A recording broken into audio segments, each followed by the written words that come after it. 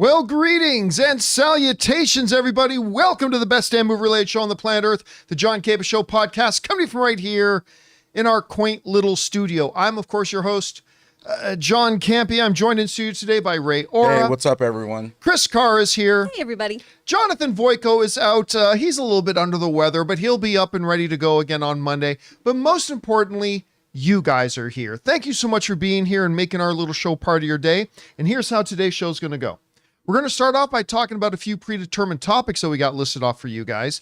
Then in the second part of the show, we're going to take your live comments and questions. Now, if you have a thought, theory, comment, question, or topic you would like us to address on the show, as long as we deem it appropriate to be addressed on the show, go ahead and fire it on into our tip link at www.streamelements.com/JohnCampea/tip. And here's the good news about this tip link. It's good 24 hours a day, 7 days a week. So if you happen to be listening to our podcast feed, either on Spotify or Apple Podcasts, maybe you're watching this video a little bit later in the day when we're not live, you can still send in a question or a topic that you'd like us to address. And if you send it in anytime 24/7, we'll just get around to answering it on the next episode if you send it in when we're not live. All right, guys. With that down, let's jump into some things here, shall we? We're going to start off with this. You know, one of the big things that irritates people about going to the movie theaters, I mean, hey, we're all movie lovers. I love going to the movie theaters, but that doesn't mean it doesn't come with its pet peeves. I mean, I love my wife, Ann, but no, my wife is flawless and perfect in every way. Well done. And if any of you are talk to Ann, remind her that I said that. But, you know, but one of the things that I think irks us, even in this movie-going experience we love, is sometimes the price of concession stands. You know, I think I saw popcorn that was like $12 or something like that. Yeah. Why? Now, grant that was like a huge thing and stuff like that, but it can be $8, $9, $10 on the regular and stuff like, and that's not even the specialty popcorn. I kind of like the AMC specialty popcorn, like when they got their cheddar popcorn and stuff like that. Sure. That's pretty good too. Well, anyway, movie theaters are constantly trying to look for ways to, you know, create specials and get people interested in coming in to the theaters. Remember, they started doing like Cinema Day where they would do like $3 theaters. Well, this year they're trying something a little bit different, and it's interesting. The movie theater chain Cinemark is going to be doing BYOB, bring your own bucket, popcorn for $5. Bring your own popcorn bucket and get it filled up for $5. The folks over at IndieWire wrote this: movie theaters must really be struggling if they want us to supply the popcorn bucket. That's the gambit of a new promotion Cinemark locations are rolling out later this month, in which the theater chain will allow fans to BYOB. That second B isn't for beer, though. It's for bucket. Specifically, popcorn bucket. And that's just for $5. Cinemark will fill up whatever you decide to bring in. Oh, I don't like that. Okay, now. To be clear, they do specify in the article that it's up to like, what is it? Like 400, what's the measurement they do it by? 400 grams, 400 milliliters. I can't remember. Quarts. Not 4 quarts, 400 ounces. 400 ounces. So like, don't go to, you know, Costco or Home Depot the day before you go and buy a 10 gallon bucket or something. You know what I'm going to bring in? I'm going to bring in one of those Christmas tin buckets. Those hold. I got like two. Those hold the most popcorn. Yeah. There you go. I'm about to make them regret this. But once again, Cinemark, we love Cinemark. Ahead of the game with this, you know what I mean? I like this idea. Now, I really do. Before we get too excited, it's only for one day. Well. It's January 19th. Now, they're doing this in lieu of what the Cinema Day was when they gave like $3 movie tickets. Remember that? On Cinema Day? But apparently they're not doing that anymore. But we can't blame the movie theaters because it's the distributors that didn't like it. Because that means when the movie theaters are selling tickets $3, that means the distributors are getting a lot less money on those days. So they're trying something different. Here's my hope, though. My hope, and what I'm thinking might possibly have a chance of happening, is if Cinemark does this, because you know what? This is the silliest sounding thing. For a bucket of popcorn, the bucket nearly costs the theater as much as the popcorn they put in it. Because the popcorn that goes in it is actually pennies. Yeah. It's really not that much. I mean, yeah, the staff time it takes to make it, the equipment to make it, adding the butter, sure. But part of the expense of that is the bucket itself. I wonder and I hope that if something like this catches on, that Cinemark might look at this and say, you know what, maybe we should do this once a month. Maybe we should do this once a week. I don't know. Chris, you hear about this BYOB popcorn thing, but you do get to fill it for $5. So if you've got like one of the old collectible popcorn buckets, Oh you know, man, or you can eat out of your weird Dune butt that's forever. right. That's Just bring it on exciting. in. What do you think about this? Do you think this will be popular with people? Are you going to take advantage of it? No. No, I'm not. I don't like popcorn. This is a Yeah. waste on me. You're not a popcorn person. I'm not a popcorn Oh, person. I no. always have it at parties because it's so cheap. So I always put it out for other people. I don't personally like it. My husband loves it though, but we're both over the age of 30. So eating popcorn is rough. So like right now, all I'm thinking is, oh, this is fun. This is something that I'll get to clean. Good for me. That's so nice. I can see this working really well though. There was a bar I went to back in the Woodlands, Texas, called the Goose's Acre, and they did mug night every Wednesday where you could bring in a beer pint glass of your choosing, and they'd fill that up for you for like $3, and it was the best. So I can see a lot of people coming out to do this, and especially if you get to reuse your collectible buckets, I completely understand why people would do this. Exactly. I don't Great. want to see those ever again, but I guess I will. I've got 2 of those giant Christmas popcorn buckets in my kitchen right now. But okay, aside from the giant popcorn bucket, Ray, is this something you think you'd take advantage of? For one day, they got to make it longer, man. I'm not going on one day just for popcorn. Anyone who goes there for that one day is going to feel ashamed. Well, what if you were going to a movie that day anyway? Would you bring a container of your own to try for the popcorn or not bother? You know what? I like popcorn, but that's like not my main when I go eat at the theater. That's like my Yeah. I'll get like a handful or two, but I'm over it like right away. Unless I put like some gunk in there, like jalapenos or like M&Ms or something like that. I cannot. I'm sorry. I know. I know you hate that, but No, I'm here. I cannot eat that like throughout the whole movie. Like you rarely see me. I'm eating something else. I'm eating pizza. I'm eating breadsticks. But Chicken fingers. I like the idea for people who are popcorn lovers. This is great because they could bring in their biggest thing. Well, I mean, Well, within 400 ounces, however if you're a big that big. I popcorn think lover- that's pretty big. you're a popcorn lover. You're going to your kitchen and you're getting the one that reaches that measurement, and you're bringing that. All right, in. look, let me be very, very clear about something. All right.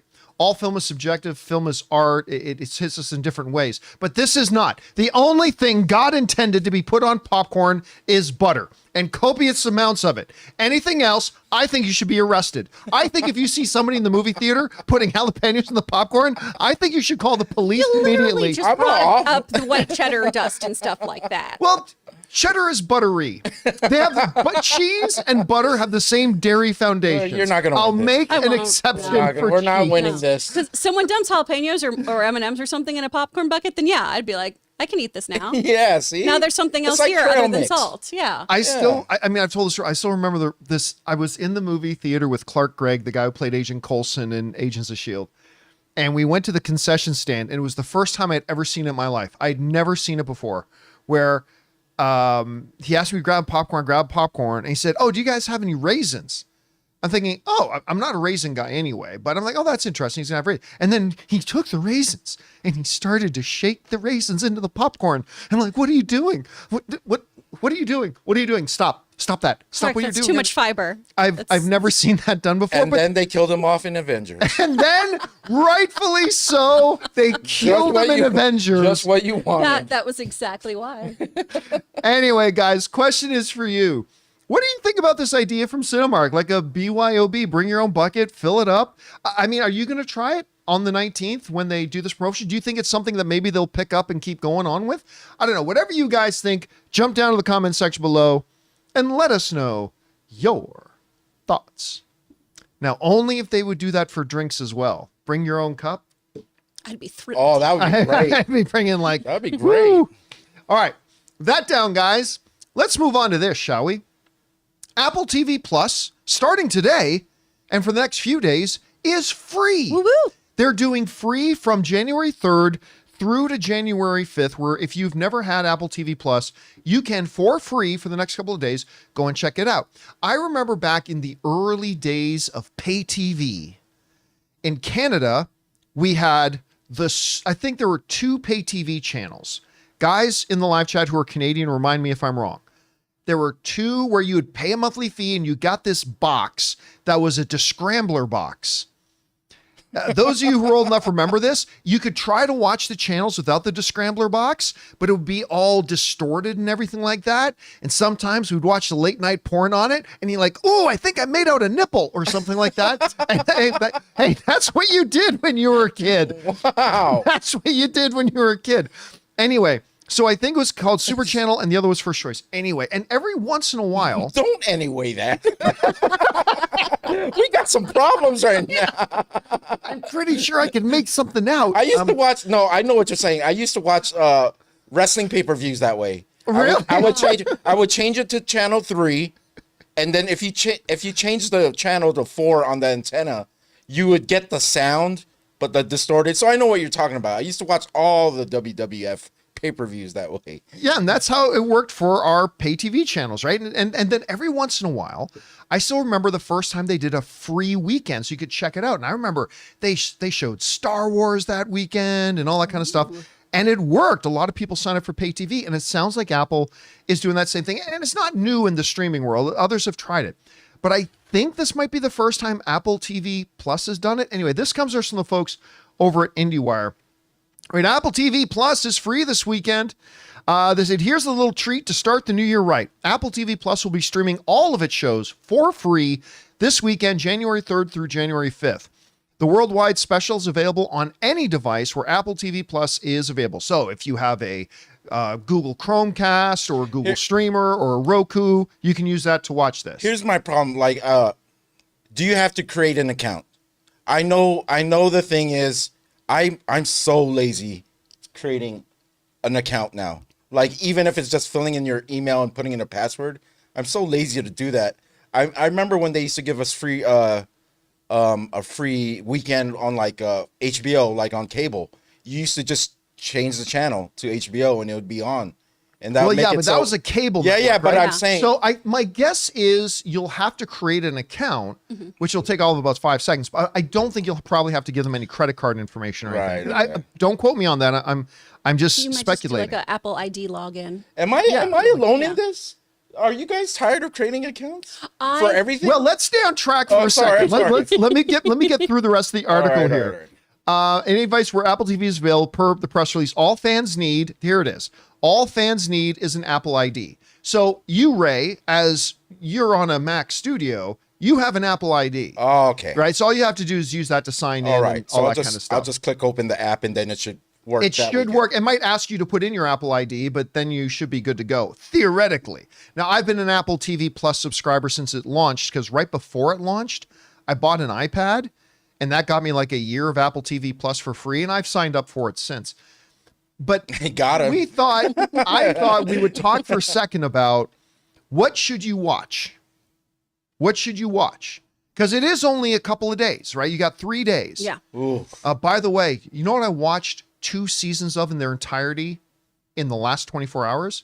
What? The Diplomat with Kerry Russell. Oh, how is it? It's fantastic. Okay. I'm on like my list. I never watch it, and I don't know why. I had never heard of the show, and then I was going through my YouTube feed, and a couple of clips from that show came up, and I'm like, Allison Janney's in one of the clips. I'm like, yeah. What is this? And so I watched the first episode, and I never stopped. And at like 3 a.m. this morning, I finished season 2, and like, Dang. better go to bed. Okay. It's really good, but that's not on Apple TV Plus. What should you guys watch on Apple TV Plus? Now, the good folks over at IndieWire, they have some suggestions, and they've got some good ones. Severance, they're saying, hey, if you're going to check out Apple TV Plus, at least, and I wholeheartedly agree, check out a couple of episodes of Severance. They're getting ready to start season 2. Which happens in just a week or 2, doesn't it? Yeah, and they did that little 8-minute teaser as well. Yeah. That's right. They pulled a Craven and put the first 8 minutes out. Oh, they did. Yeah, they did. That's the 17th. So they're suggesting Severance. They're also suggesting The After Party, which I know Chris is a big fan of the after Love party. the after party.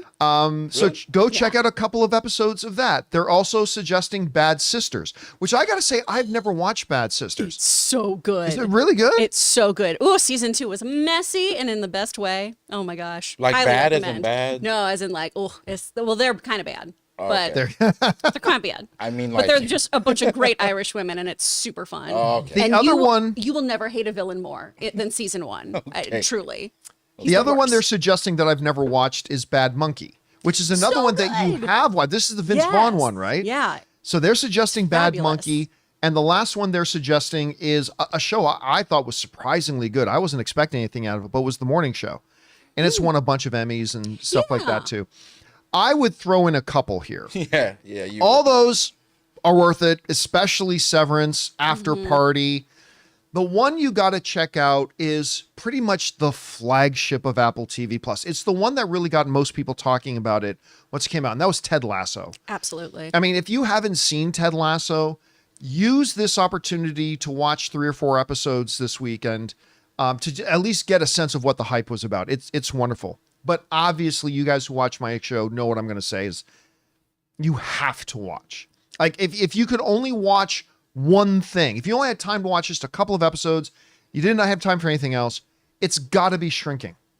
Shrinking is, quite frankly, I think the best show they've ever put out. Yeah. I say this as somebody who has raved about Ted Lasso. I think this is better than Ted Lasso, although Ted Lasso is truly awesome. You should watch that too. But this is I think this might be in my top 10 favorite shows ever, like all time. Oh, yeah. It's so brilliantly done, emotional and funny. And again, I can't remember the last time Harrison Ford was this good. Long and short of it, Chris, Apple TV, they don't play the quantity game like Netflix does. Yeah.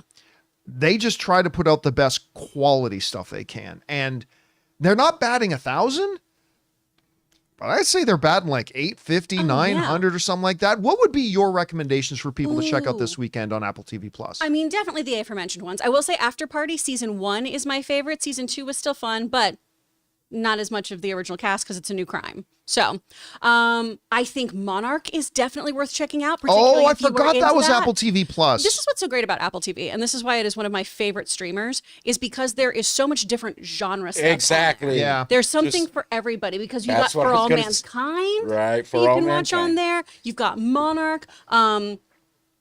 What is it? Door Prize? Yeah, Big Door Big Door Prize. Prize is so interesting and weird. I'm not familiar with Big Door Pro. Oh, I remember. I was asking. Yeah. I've never heard of this. What is it? And then you It's explained the it to guy me. from That's right. Bridesmaids. Yeah, it's so fun and weird and kitschy.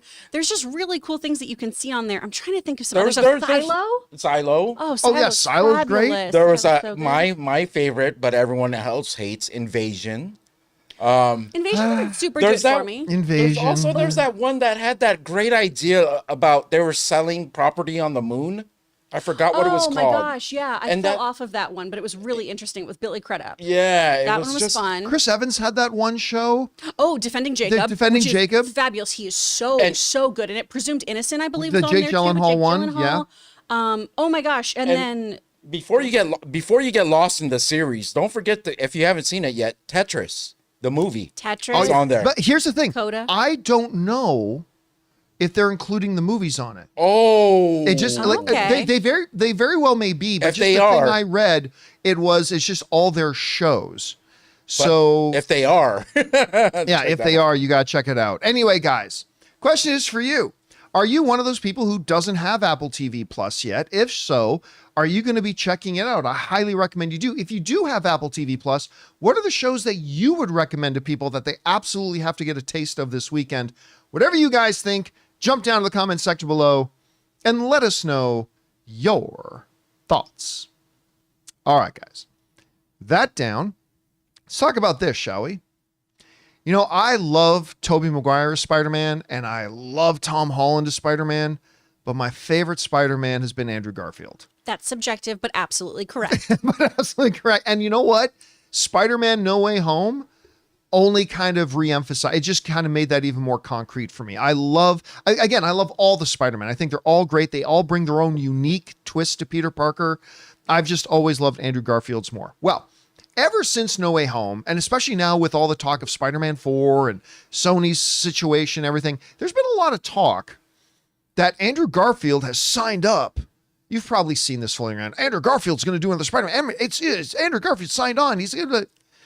Well, Andrew Garfield decided to address this, where he said, I have absolutely no idea about anything about Spider-Man 4, but he says, I know no one's going to trust anything I say from now on.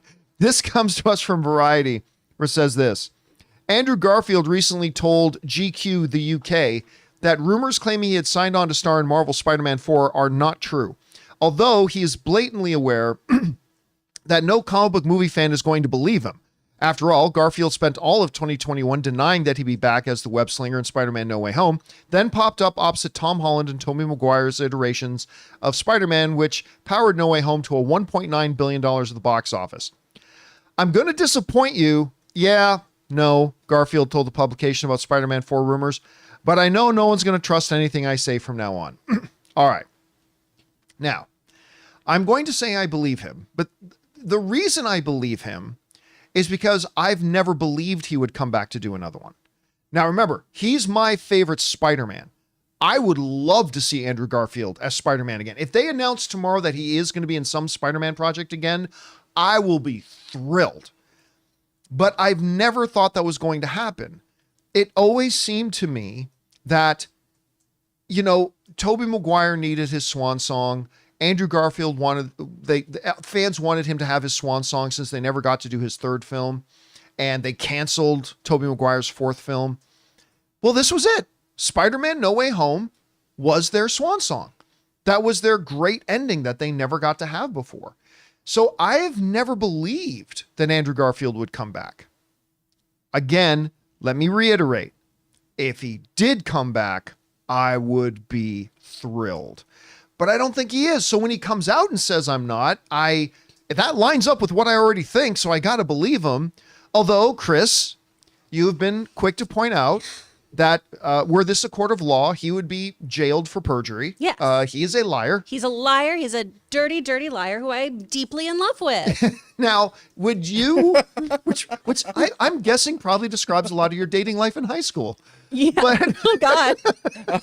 did I nail it? No. So All those guys were like, no, I just like musical theater a lot. And I was like, oh, sure. Wow. That was mostly my dating life. So do you believe him when he says he's not going to be in Spider-Man 4 and remove his comments from it? Aside from his comments, have you ever believed he would be in Spider-Man 4 at all? Or do you think that was it for him anyway? Or do you think he's going to be back? I feel like there's always the possibility as long as he gets a really solid script. And Yeah. that's the tricky part, especially with how his movies ended. You know, coming back for No Way Home made so much sense because that was a phenomenal story. That was so interesting. It gave his story closure. It was really, really fun and exciting. If we got that look at a Spider-Man who didn't pull punches and it was a worthwhile script, I think he'd be tempted. And I know he's in his 40s, but he doesn't look it. He could still play a young guy. But he's talked in interviews, too, of saying, this is a young man's game. I don't know if I want to put on the spandex ever again. And he's also in a very big prestige era of his career. So That's true, yeah. I'm not sure if this is something He's that kind he of would chasing go to. Oscars right now. Exactly. And by golly, he should get one. He's so good in He's everything. so good. You know what? And I'm going to say this, too. He's in his 40s now. Mm-hmm. Tobey Maguire, actually, Ray, can you look up Tobey Maguire's age? Sure. Because he's got to be getting close to his 50s. Yeah. I'm totally okay with He is following. 49. He's 49. 49? So Okay. he's about to turn 50.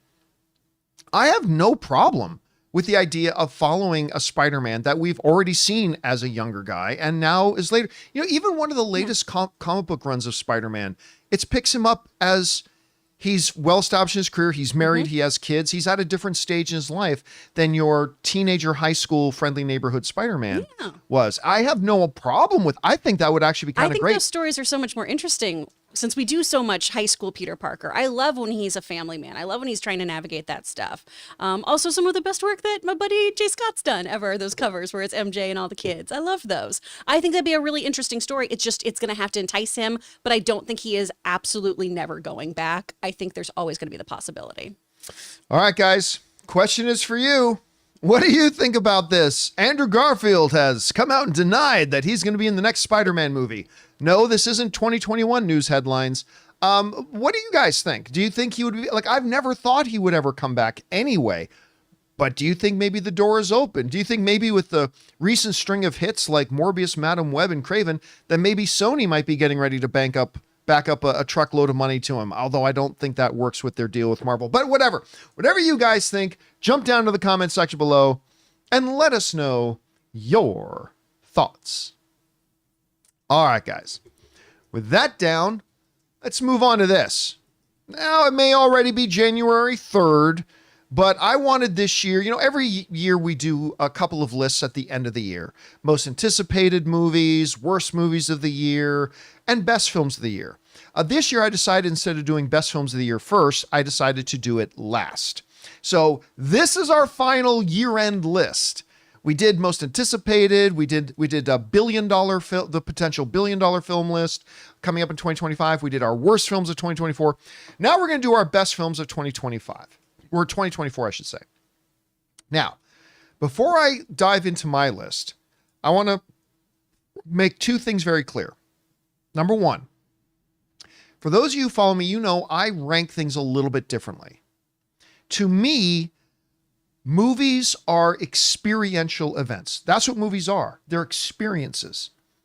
And so I judge movies a little bit differently than some people. To me, I rank movies and judge movies based on the experience they give me, whether they made me feel fear or laughter or thought and pondering and conflict or joy or laughter or excitement. Like, I walk out of a theater and the movies that make a real impression on me are the ones that give me an experience. So my list, what I consider to be the best 10 films of the year, are going to look different than a lot of other online pundits and film critics and stuff like that. Because, listen, artistic merit is great.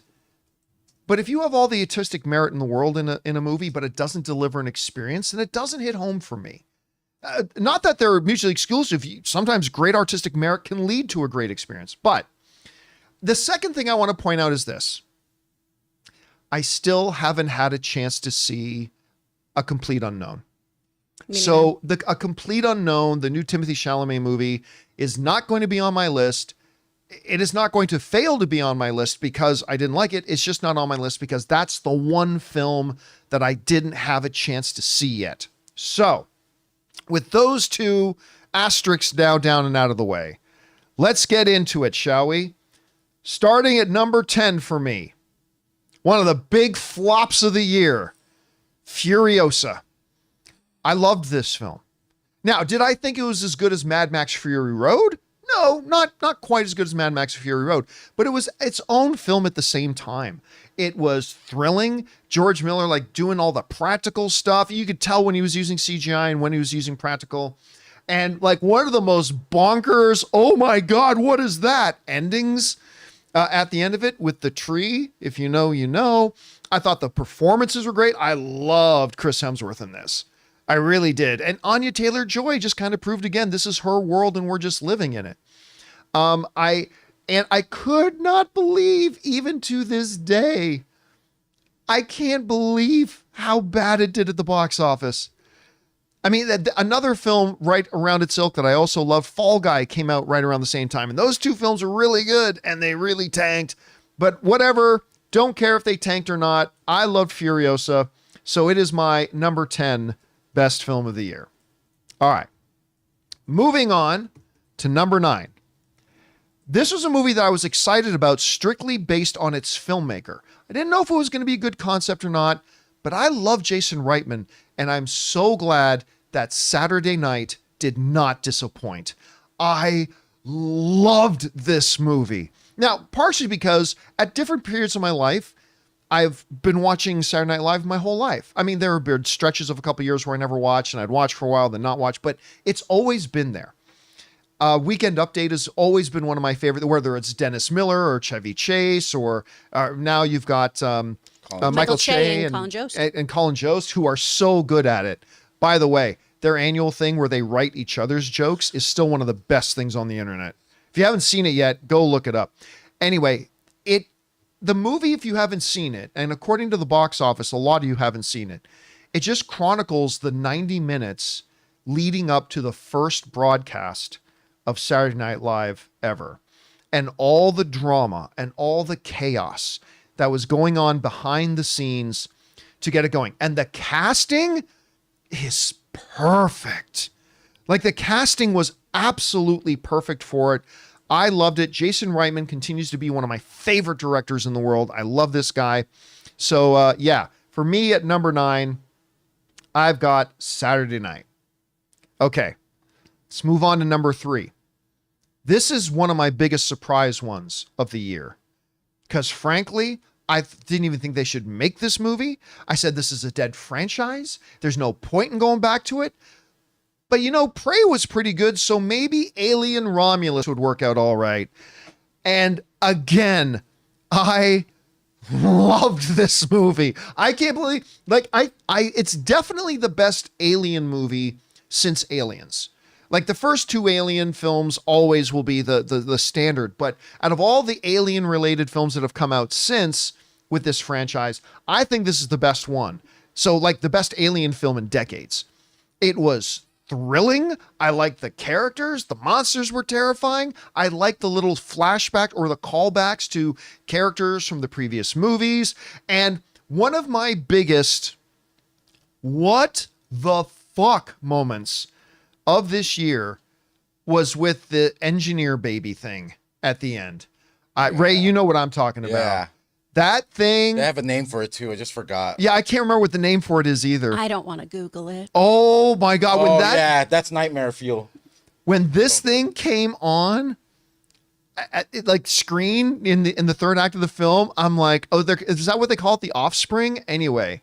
Somebody in the live chat, Nick Schmidt in the live chat, is saying they call it the Offspring. It's the type of thing where you actually start cheering for it because you're scared to death. Yeah, just win. just do win. It. Again, as good as the 2 classic Alien films? No, not necessarily. No, but my God, I loved Alien Romulus. It created that experience. I came out of the theater just like hopped up. I loved it. So for me, Alien Romulus is my number 8 favorite film of the year. All right. You know what? I said Alien might have been my biggest surprise. Might not have been. My number 7 film might be my biggest surprise. Because this is a movie that, even though I was expecting good things from it, it's clearly not a movie for me. I was not the demographic. Never saw the stage play. Never intend on seeing the stage play. But I was blown away by Wicked. I was just shocked. It's kind of like the same feeling I had going to see Barbie. I'm like, I'm not the demographic for Barbie. I went to see Barbie. I was like, wow, this is wonderful. I had a great time. Wicked was great. The singing in it, Cynthia Erivo and Ariana Grande just kill it. It was legitimately emotional in scenes, the grand scape of it, and it was visually gorgeous. Absolutely visually gorgeous. John M. Chu is like, went from being a Justin Bieber, Music video director, yeah. Yeah, to, man, when he does something now, you got to pay attention. And I just love this film, and it's going to get nominated for Best Picture at the Academy Awards. I mean, that's kind of a foregone conclusion at this point. Mm-hmm. That Cynthia Erivo is going to get nominated. Ariana Grande is going to get nominated. It's going to win a lot of costuming and makeup and visual effects. It's going to get a lot of nominations. How many it wins, I don't know. And they're all well-deserved. This movie was truly special. Had a great time on it. The audiences loved it. Every time, when you're in a movie theater and you can feel the joy of everybody else in that theater, that tells you a movie's doing something right. Wicked did a lot of things right.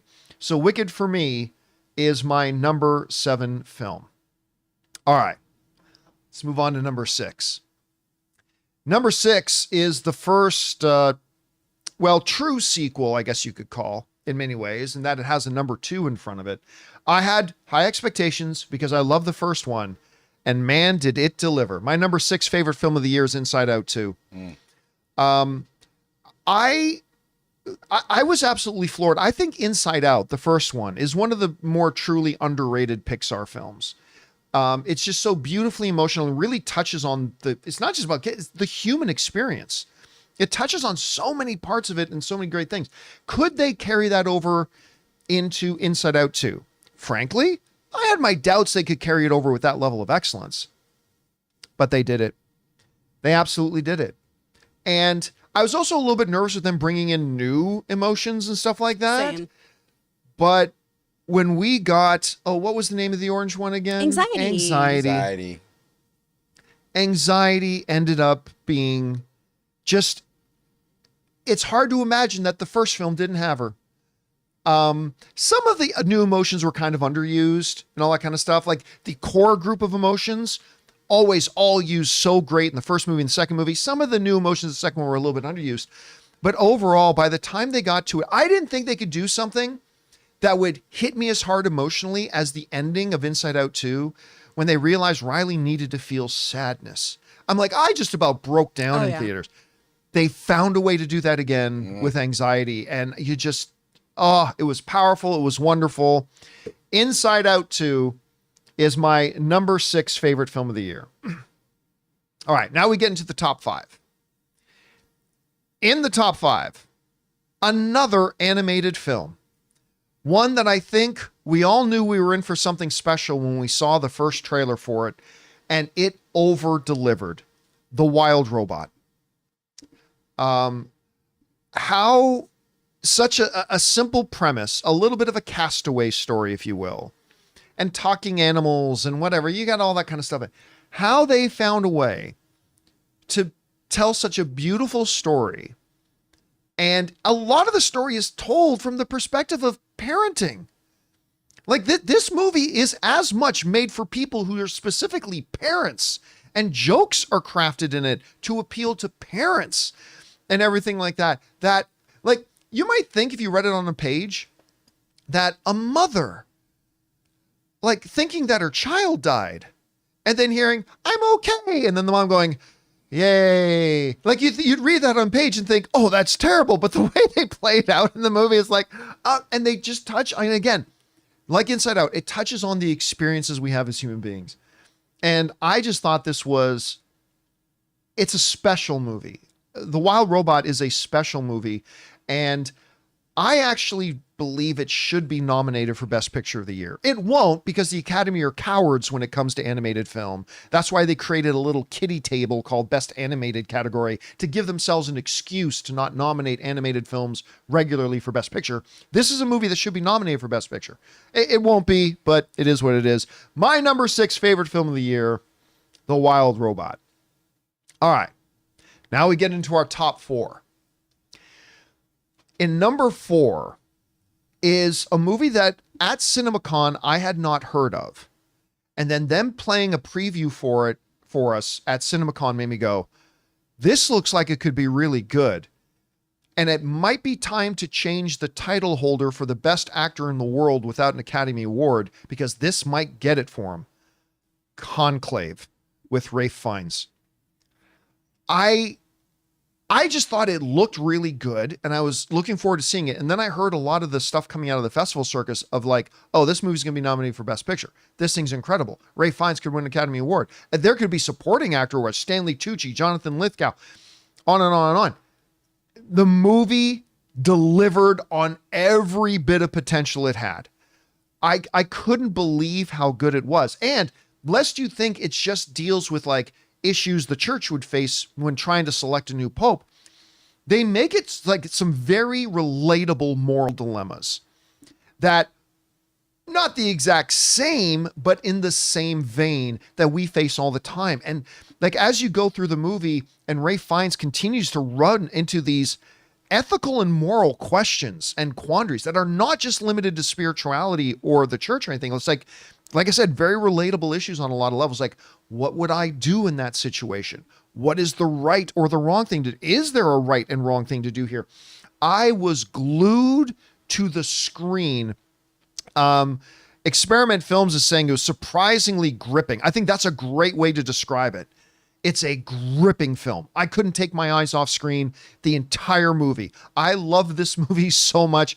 I do think Ralph Fiennes should win Best Actor this year. I don't know if he will, because there's a really strong group this year. But if I had a vote, Ralph Fiennes would get it this year for Conclave. So Conclave, ladies and gentlemen, ends up in the top 5 as my number 4 favorite movie of the year. All right. Now we get into the top 3. I'm going to tell you, 2 and 3 were really tough to order. They were.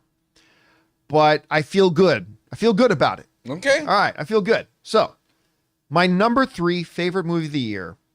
Not a ton of people have seen it, but everybody in the world is talking about it. It's Anora. This is one of these movies that gets better every minute that passes. It starts off as one kind of film, like some people have kind of referred to it as a more dirty, what's the classic one with Richard Gere? Pretty Woman? Pretty Woman. As like a dirtier Pretty Woman, right? And I could see why. But this isn't a rom-com world they live in, right? So it starts off kind of as a salacious kind of thing, but then it becomes a movie that's about, commentary on classes, not school classes, like society classes and the position of money and what money does and how it determines how one can live their life and all that kind of stuff. And then truly emotional. And then you get really connected to this girl. And by the way, Anora in it is not your great, wonderful, high moral, perfect princess like Julia Roberts was in Pretty Woman. No, she's a flawed character. But when you look at all what she's had to deal with, what life has taught her about the world, and life has taught her that everything in life is transactional. And her trying to navigate, can I see a life beyond that? And the supporting characters, like even guys who are just like thugs in it at first, you think, become important characters in it. This is a engaging, thought-provoking, at times funny, sexy, like all that kind of stuff that the trailers kind of promise. It delivers. And it really became one of the most haunting movie experiences of me. Like I remember when I saw it, and I was late to the game on Anora. Like I saw it weeks after it came out. But it's one of those films that haunted me, and I just keep thinking about. Like every couple of days, I think about a scene in the movie or a situation in the movie or something like that. Guys, if you haven't seen Anora, check it out. I think it's one of the best films of the year. I think it's got a shot at Best Picture. I think it has a legitimate shot at Best Picture this year. So my number 3 film of the year is Anora.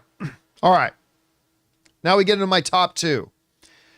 Now remember, my criteria at the beginning of this is I do movies differently than a lot of other people. To me, movies are experiential events, and it's what's the movie that delivers the experience. My number 2 movie of the year is Deadpool and Wolverine. And I make no fucking apologies for it. None.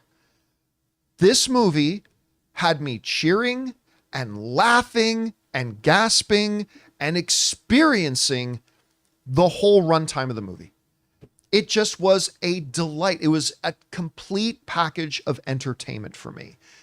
Now, I'm totally Ryan Reynolds guy. Everybody knows that. But I mean, I can't believe how much of the promise they delivered on for this. It's just fantastic. It's a pure experiential event. And again, I have no problems with other people probably not having Deadpool and Wolverine on their top 10 because we all approach it with different criteria. But for me, it's the experience. And Ann and I went to go see this thing in theater like 5, 6, 7 times. I lost count. And every time it was just an amazing experience. We loved watching this movie. And isn't that what going to the movies is all about? And so for me, my number 2 best movie of the year, based on that criteria, for me is Deadpool. That brings us to number 1. There's no surprises here. I'm not going to pull a fast one or shock anybody. You all know what's going to be, because I have all year said this is not only the best film of the year, I personally think this is the best movie Hollywood has made in the last 10 years. And that is Dune Part 2. I couldn't imagine how Denis Villeneuve was going to exceed what he did in the first one, because I loved the first one. It was great. He made a movie that took everything that was good about the first one and doubled it. And even found a way to kind of downplay some of the weaker aspects of Dune Part 1. So they address some of the weaker points of Dune Part 1 and then double down on the strengths of it. And you know what? To me, There's a scene in Dune Part 2. You guys know what I'm talking about. The War Council scene where they got tens of thousands of Fremen in that cave, and in comes walking Paul Atreides, and he just lays down the law. And it is one of the best. I mean, I think the only other scene I've seen in the most recent memory of a performance that struck me quite as much was Daniel Day-Lewis's Milkshake in There Will Be Blood. I think that scene in that War Council is Timothée Chalamet's version of that. I still put the Milkshake scene a little bit higher, but I mean, that's how good that was to me. Denis Villeneuve has taken mythology and lore and fantasy and sci-fi with great action and great drama and fabulous characters.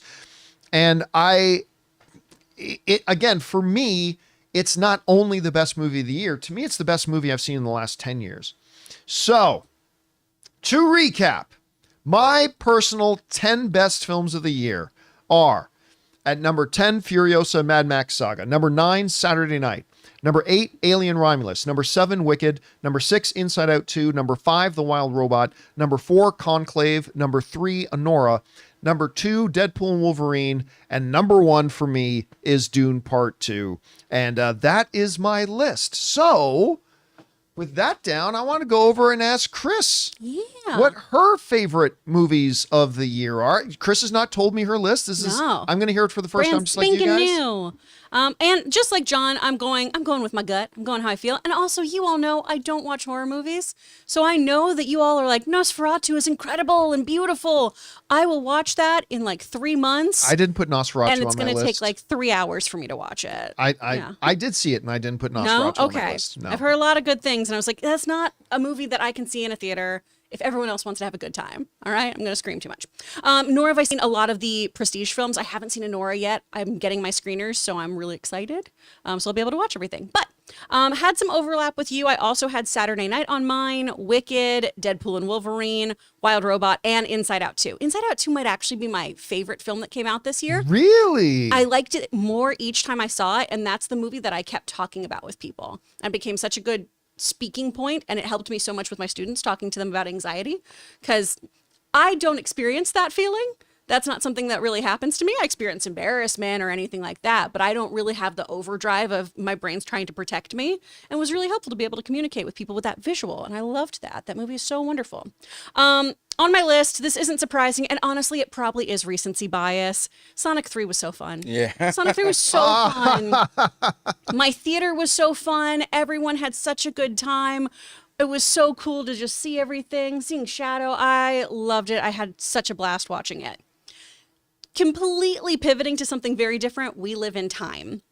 That movie. Oh, you put that on your list? Yeah. Okay. That movie wrecked me. Wow. That movie is beautiful and heartbreaking and lovely, and the chemistry that Andrew Garfield and Florence Pugh has is so tremendous. I highly recommend people watch it. Grab your tissues. Wolves was a surprise for me, and I loved that movie, and I was so disappointed that it wasn't released on the big screen. I thought that movie was so fun and clever, and I want more movies like that that are so dialogue driven, character focused, environmentally situational, right? They had to work within their own parameters there. I thought everything about it was just so clever. And I a wish great we win made more for movies John like it. Watts again. Like Incredible. Like, guys, I mean, John Watts, he did the 3 Tom Holland Spider-Man movies, including No Way Home. He's currently doing Skeleton Crew, which is amazing. So good. And he did Wolves. He's showing he can do a lot of great things. He's going to be a guy we need to watch for a long time. Tremendous. So really enjoyed that. Another one, Superman, the Christopher Reeve story. Right. So, yeah. One. So you know what? moving. I at the end, I decided, and you know what? Maybe it was wrong. Maybe it was the wrong decision. I decided not to put a documentary on it. I was debating. I decided to kind of make it more of a narrative movies thing. But hey, Sure. documentaries are movies. There's an argument to be made. I should have put it because it would have been on my list too. Maybe I'll change my mind about that next year. Like just so powerfully done. And I knew it would be. It was so lovely. And then I know this is polarizing because when I brought it up when we were talking about bad movies and went, oh, I can't wait to talk about great ones. I loved this movie so much. I freaking love Night Bitch. I love Night Bitch so much. Yeah. That movie is ridiculous. Amy Adams is incredibly feral and wonderful in it. There's one scene that is so disgusting, and I wish it wasn't in there. But it's a monster movie. You have to have some transformation sequences. You got to have some things that make you feel uncomfortable. I freaking love this movie. It's on Hulu. It's under an hour 45. Please give it a shot. I think it's so great if you're not going to go see it in theaters. I was watching with Ann, and like not long into, she goes, "What is this?" And I'm like, "But it's nuts." yeah, there's a genius to it. I there's love a genius it to it. so much. And then an honorable mention because the CGI of it took me out a little bit. But man, War of the Rohirrim, it was so nice to be back in a theater with a new Middle Earth story. At least new to me, right? Something that was just kind of in the index. And the animation style is like how Princess Mononoke felt really innovative at the time with the CGI blending in. And that just does it. It felt stuck in that. It took me out of it to see, CGI doors or CGI backgrounds. But the rest of the two-dimensional animation was so stunning. And the voice actress who played the lead woman in it is tremendous. And it's highly, highly worth listening to. There's a couple little bits of extra stuff that could have been taken out just to kind of tie in, like, and remember, Mordor's a thing. That's going to be an issue at some point. That could have been gone. But overall, they did that? and they said it like that. Oh, Yeah, wow. yeah. Okay. You know how they talk on Middle Earth. You guys. I got some people in live chat asking for some honorable mentions, so let's throw out some honorable mentions. Sure. I can. No, one. what's up, Ray? Oh, Twisters. Twisters was fun. And I love Juror number 2. Juror number 2 was okay. really good. Transformers 1. Yep. And the other one was Memoir of a Snail. I still have to see that. Yeah, it was really good. Okay. It wasn't going to make my list, but it was really good. Fun. Okay. Here's some ones I would throw in there as honorable mentions. Sing Sing. It probably will get nominated for Best Picture. And now I'm freezing on the name of it. Culkin. A Real Pain is A that Real what it's called? Pain. I'm excited to see Yep. that one. A Real Pain was really good. It didn't quite make my list, but really good. The Brutalist, which actually is a movie that has a shot to win Best Picture this year. Mm-hmm. I saw it just recently. And Jonathan Voico's description of it was so accurate to me. Okay. Listen, it's brilliantly made. It's absolutely brilliantly made. Could get him Best Actor. It's oppressively long. And you feel, especially after you get in after the intermission, the second part, it just, not only is it oppressively long, it's just so emotionally weighted that like I was kind of, even though it's a brilliantly made movie, I was really looking forward to it being over. Again, brilliant. I still would put it as an honorable mention. I would also include Transformers 1 as one of my honorable mentions. I thought that movie was just fabulous and great. And again, the one movie that I did not see was A Complete Unknown. I still haven't seen that one. That probably would have been on my list, I guess. People are asking me about what about Nosferatu? I got to tell you guys, every movie, all of us have one where there's a movie out that everybody loves that just didn't hit right with you. Everybody has one of those every year. Nosferatu is that one for me. So would you consider that your most overrated film of the year? Yes. You would. Ooh, Yeah. okay. Yeah, I would consider. Again, I'm not saying Nosferatu is a bad film. Don't misinterpret me. But for me, it's a very I never once felt it was creepy, although I did love the voice of the Count. I love the voice. It's good. She's gone. You know what? As I'm watching Nosferatu, all I could see in my head is the ending of Forgetting Sarah Marshall with Jason Segel doing the puppet musical. Die. And if I see Van Helsing, I will slay him. That's all I heard in my head. I didn't find it scary at all. Oh, really? Okay. Like, I didn't find it. Scenes that felt creepy, yes. Scary, not once. Okay. And then there were scenes that were so like, I'm sorry, everybody's raving about certain things. There are certain scenes that are so badly acted and are so corny and so cheesy and an ending that made no, like, I'm sorry, wait a minute. Let me get this straight. So, your number one most loyal sycophant henchman, your Rensfield, basically, who's so loyal to you. He just happens to keep a fully illustrated book in his cabinet that point by point lays out how to kill the vampire. Listen. Just keeps that right in there. Bruce really loves Clark. Yeah, that's true. Yeah. You got to know how to take down your buddy in case they go too overpowered. You know what I'm saying? There is also a movie I wanted to see, but I just haven't. The September 5 movie. September. Yeah, that's on my list too. It's very good. Is very that good. streaming or is that in theaters? I mean, I got a screener of it, so I don't know where you can get it right now. It's very good. Again, didn't make my list, but it's very, very good. All right. Anyway, guys, question is for you. What are your favorite movies of the year? Again, it doesn't have to be one that everybody else agrees on or that all the critics necessarily love. To you, what was your favorite movie watching experiences this year?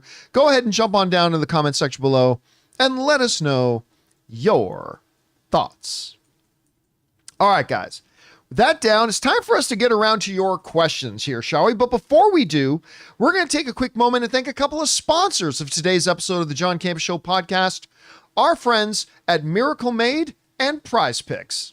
Guys, we want to take a second to thank a sponsor of today's episode, Miracle Made. Guys, it's hot outside and your nighttime bedroom temperature has a huge impact on your sleep quality. So if you wake up too hot or too cold, I highly recommend you check out Miracle Made's bed sheets. Miracle Made sheets are inspired by NASA and use silver-infused fabrics that are temperature regulating so you can sleep at the perfect temperature all night long. There are just so many things that make these sheets so fantastic. We already mentioned the self-cooling properties for better quality sleep, but they're also self-cleaning. These sheets are infused with silver that prevent up to 99.7% of bacterial growth, leaving them to stay cleaner and fresh 3 times longer than other sheets. No more gross odors. So go to trymiracle.com/Campea. That's TRYMIRACLE.com/Campea to try Miracle Made sheets today. And whether you're buying them for yourself or as a gift for a loved one, if you order today, you can save over 40%. And if you use our promo code Campea at checkout, you'll get 3 free towels and save an extra 20%. Miracle is so confident in their product, it's backed with a 30-day money-back guarantee. So if you aren't 100% satisfied, you'll get a full refund. So upgrade your sleep with Miracle Made. Go to trymiracle.com/Campea and use the code Campea to claim your free 3-piece towel set and save over 40% off. Again, that's trymiracle.com/Campea to treat yourself. Thank you, Miracle Made, for sponsoring this episode.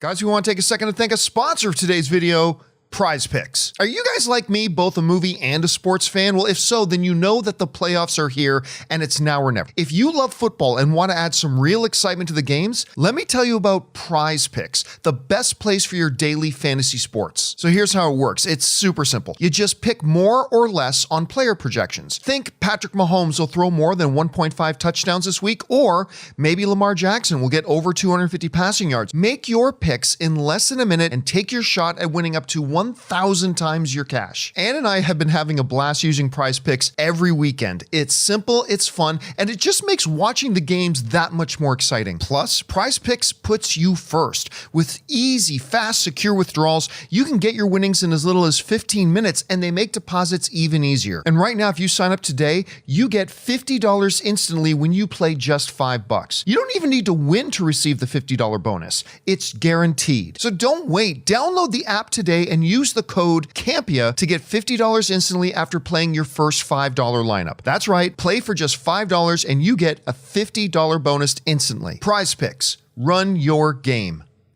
And thank you to our friends at Miracle Made and PrizePicks for supporting today's episode of the John Campea Show podcast. All right, guys. That down, let's get on your questions. Now, just to let you guys know, normally every day on the John Campea Show, we take questions from the tip link that I expressed a little bit earlier. When Jonathan's not here, it's harder for me to do those ones instead of super chats. So I've been taking super chats the last couple of days, but I don't want to fall too far behind on the tip link questions you guys sent in. So we're going to take tip link questions.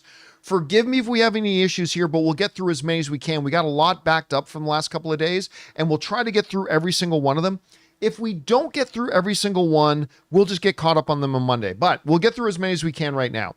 So we'll get things started here with Your Name, who writes, to follow up on a prior tip, Olivia Hussey portrayed Juliet in the infamous 1968 Romeo and Juliet. She passed away recently.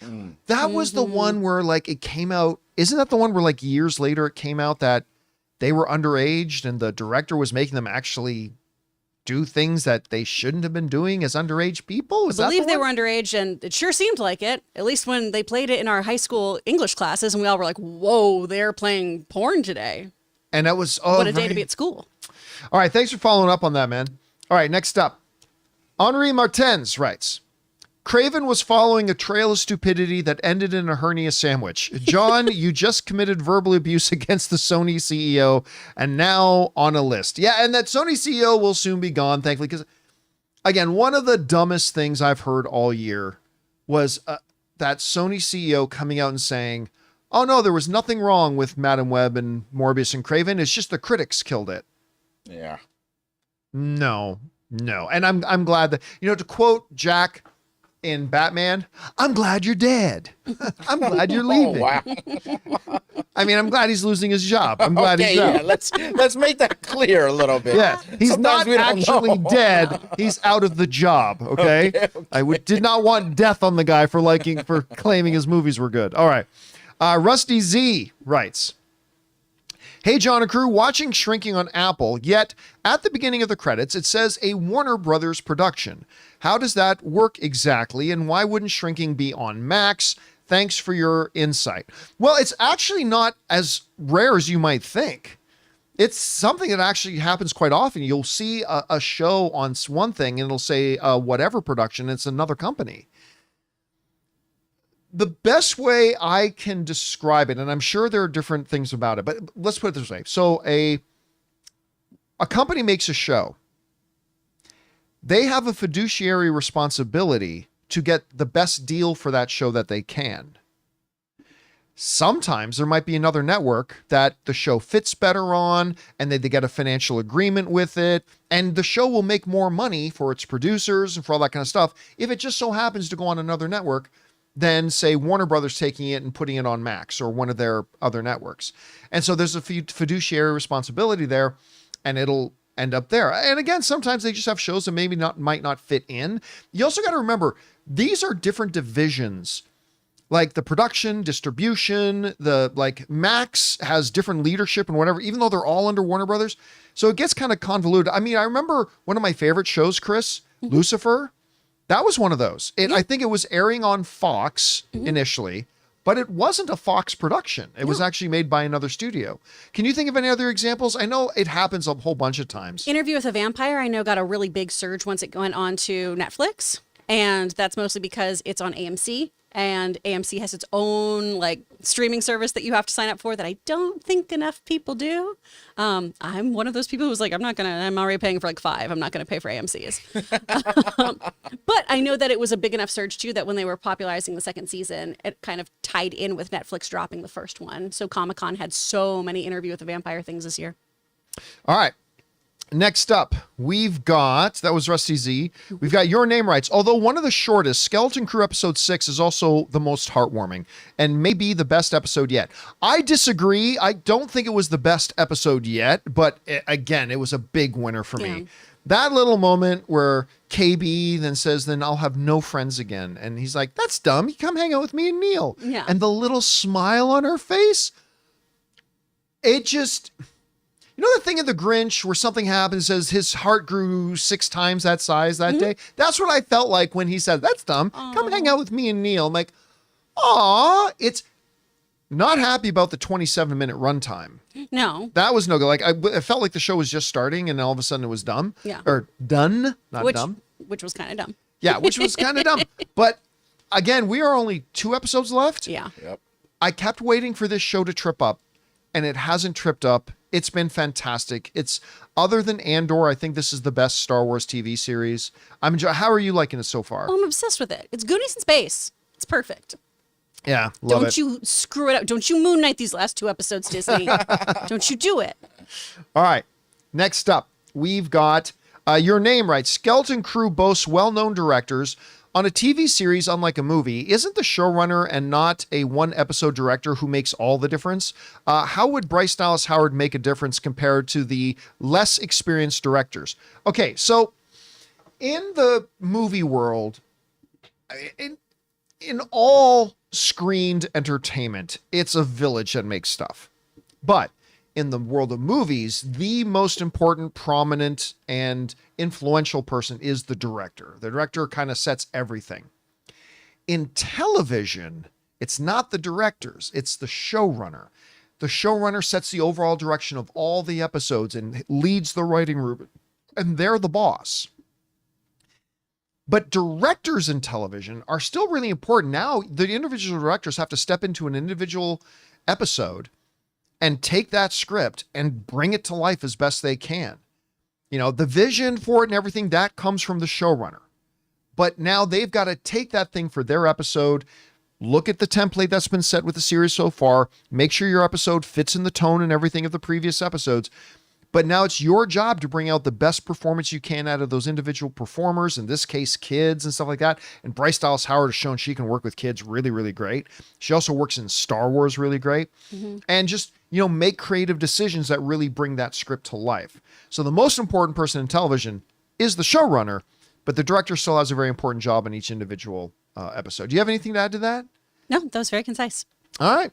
Okay, next up, we've got Dr. Stinky, who loves Zootopia, writes, Happy New Year's. I just watched Zootopia and I fell in love. I want every little merchandise thing I can get my hands on. I want to live in Zootopia. I love the vibes, the cast, the writing, characters, sweet little bunny. I want Zootopia too, please. You know, here's the funny thing, Chris. I did my films likely to make $1 billion this year. Zootopia 2 is definitely one of those. Yeah. I like Zootopia. Whenever I talk about this, people, John, why do you hate Zootopia? I don't. I like Zootopia. I like that movie. I just don't like it nearly as much as a lot of other people do. It's actually, I get a little bit surprised when I hear how much people love that movie. Man. But like, to me, it's thumbs up. I like it. So good. So you're one of these people Yeah, that really, I love really, it. what is it about Zootopia that's so charming? Oh, I just feel like the characters are really dynamic. I like their friendship a lot. It also is just a really great, easy, accessible point to talk, again, just like Inside Out 2 is great for talking about anxiety. It's a really great input point to talk to kids about racism in a way that is not like really, really jarring, I think, to somebody who's like trying to understand why people wouldn't like another kind of person, because that's a weird concept that gets taught to children. Right. So it's a really lovely kind of discourse on, and why do you think these things don't get along? And what do you think is happening here? Just through the lens of, you know, predator versus prey. I think it's smart. All right, next up, Dimitri writes, Hey, John and crew, Happy New Year. Now that Clayface is getting a movie in the new DCU and Matt Reeves is set to produce, do you think James Gunn should hire Coralie Farragut to direct the movie because of her work in The Substance? Thanks. No. Look, one of the habits that we as film, and listen, I'm guilty of this every once in a while too. I absolutely am. So one of the irritating things that we all as film fans do sometimes is, oh, this actor once played a McDonald's worker in one movie, and this new movie has a McDonald's worker. They should get that actor because he's done something similar to it before. It's like, Clayface is going to be nothing like The Substance. But you know, in The Substance, there's these scenes of brutal sort of transformation.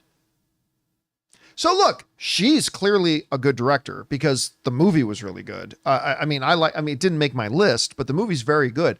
So if they announced her, yeah, but you don't go and get no, I do not think James Gunn should just go out and get them just because they did The Substance.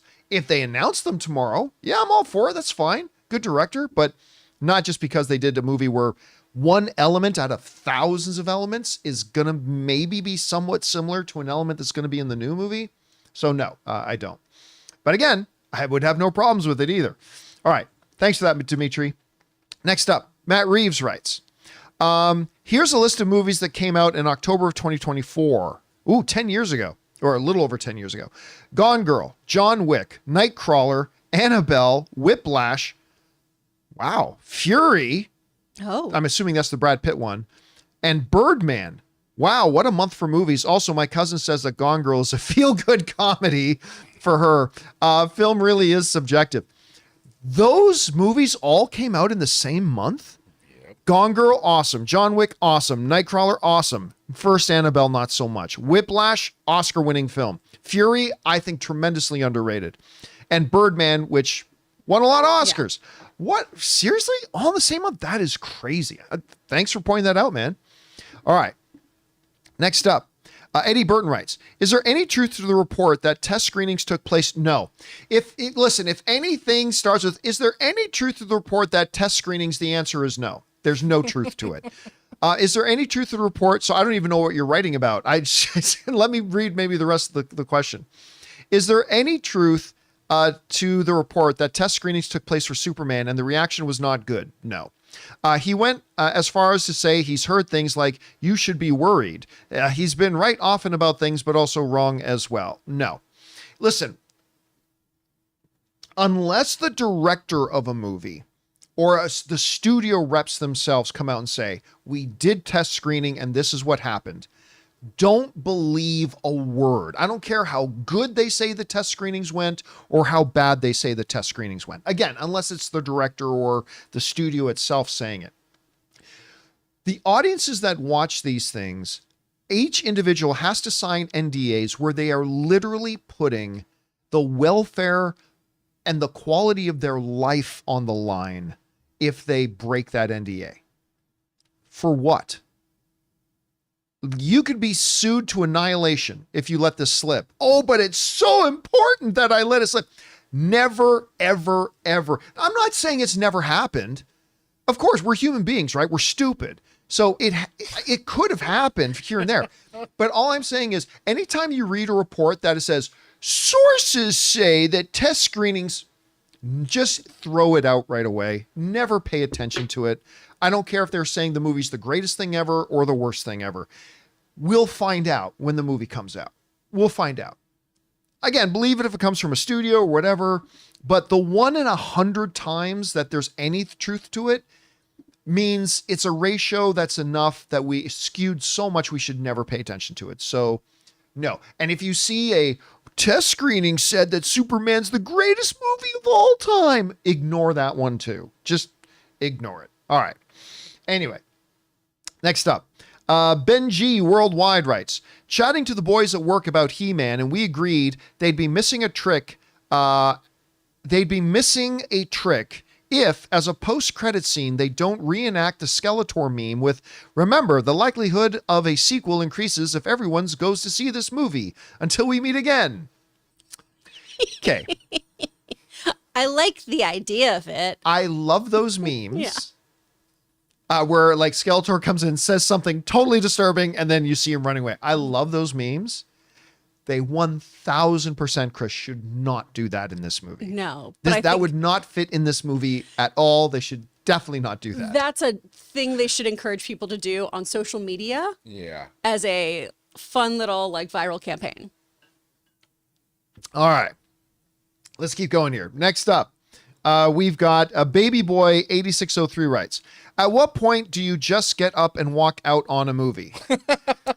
Well, you know what? That's a great question. No, it is. Let me keep reading it. I went to see Nosferatu and I was bored and disappointed with this movie. I wanted to leave, but I thought to myself, maybe it'll get better, but I was wrong. Not one of Robert's best. Happy New Year.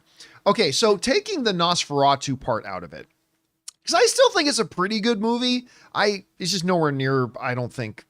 I think it's Robert Eggers' worst film. But even then, I still think it's pretty good. But anyway, I've only ever walked out of, in the thousands of times I've gone to the theaters, 6 or 7 times that I've actually gotten up and walked out. I only have 2. What were your 2? Do you remember what your 2 were? Mine was M. Night Shyamalan's Avatar: The Last Airbender. You couldn't even finish it. I couldn't even finish it. Okay. I didn't watch it until I had to for work at one point to do a bad review of it. And then I went and saw Dinner for Schmucks with a friend of mine, and he was like, I can't stand this. We have to leave. I was like, all right. Not one of Steve Carell's or Paul Rudd's best movies. No. I still laughed at it. I would have sat through it, I think, if it had just been me and been like, yeah, Ryan, just calm down.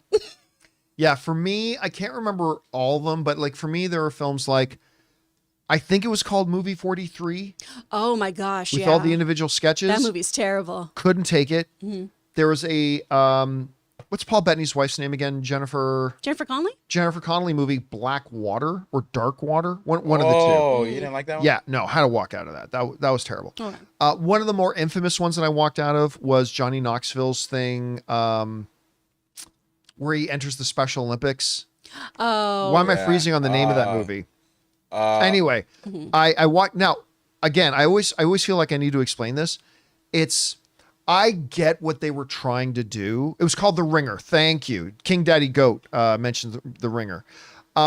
I got what they were trying to do in the film. I did. And I know there was no ill intent. I know that what they're trying to do in the movie was, look, we're going to laugh with them. And I understand that's what they were trying to do. And I know their heart was in the right place. Mm-hmm. But every joke to me felt like they were laughing at them. And I just got so uncomfortable watching it that I had to get up and walk out. And I'm trying to remember. Oh, and X. I walked out of X. I just thought like that's another one. Like everybody raved about how great X was. And I'm sitting there. I'm like, this is stupid. And I love filthy stuff. And they're making a porn in it. You think this is like made for me? Nope. It was just, this is just dumb. And I walked out of it. So, and Expendables 4. I got reminded about Expendables 4. I had to walk out of Expendables 4. It was so bad. Now, there are some movies I wish I'd walked out of. Sure. Like Craven. Really wish I had walked out of Craven. But anyway, that's just me. But you know what? But because it's happened so rarely, at what point do you walk out of a movie? I think I never walk out of a movie and I just go, wow, this is bad. But there has to be something of whether it's the jokes are making me uncomfortable or whatever. There just has to be something in it that I just at some point say to myself, I just can't take this anymore. Yeah. Like Avatar, I think it was when there were like 8 earthbenders making 3 rocks move.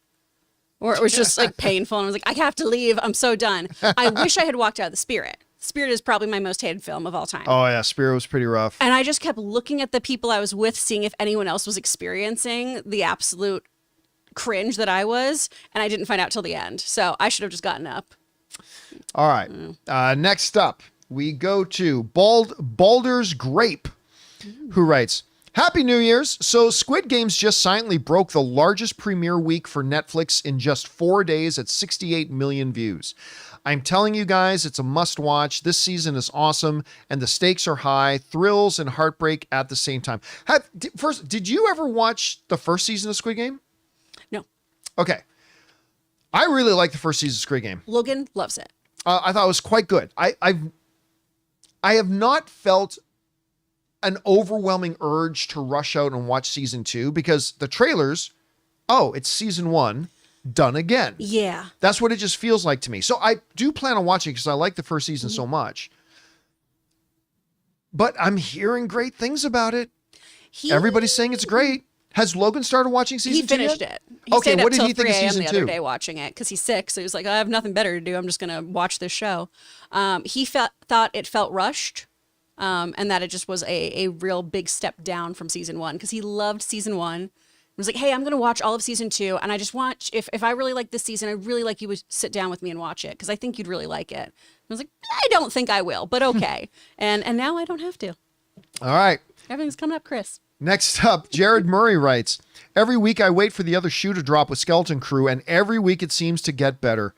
Wim plus KB scene, that, again, we already talked about that. Such a great scene, man.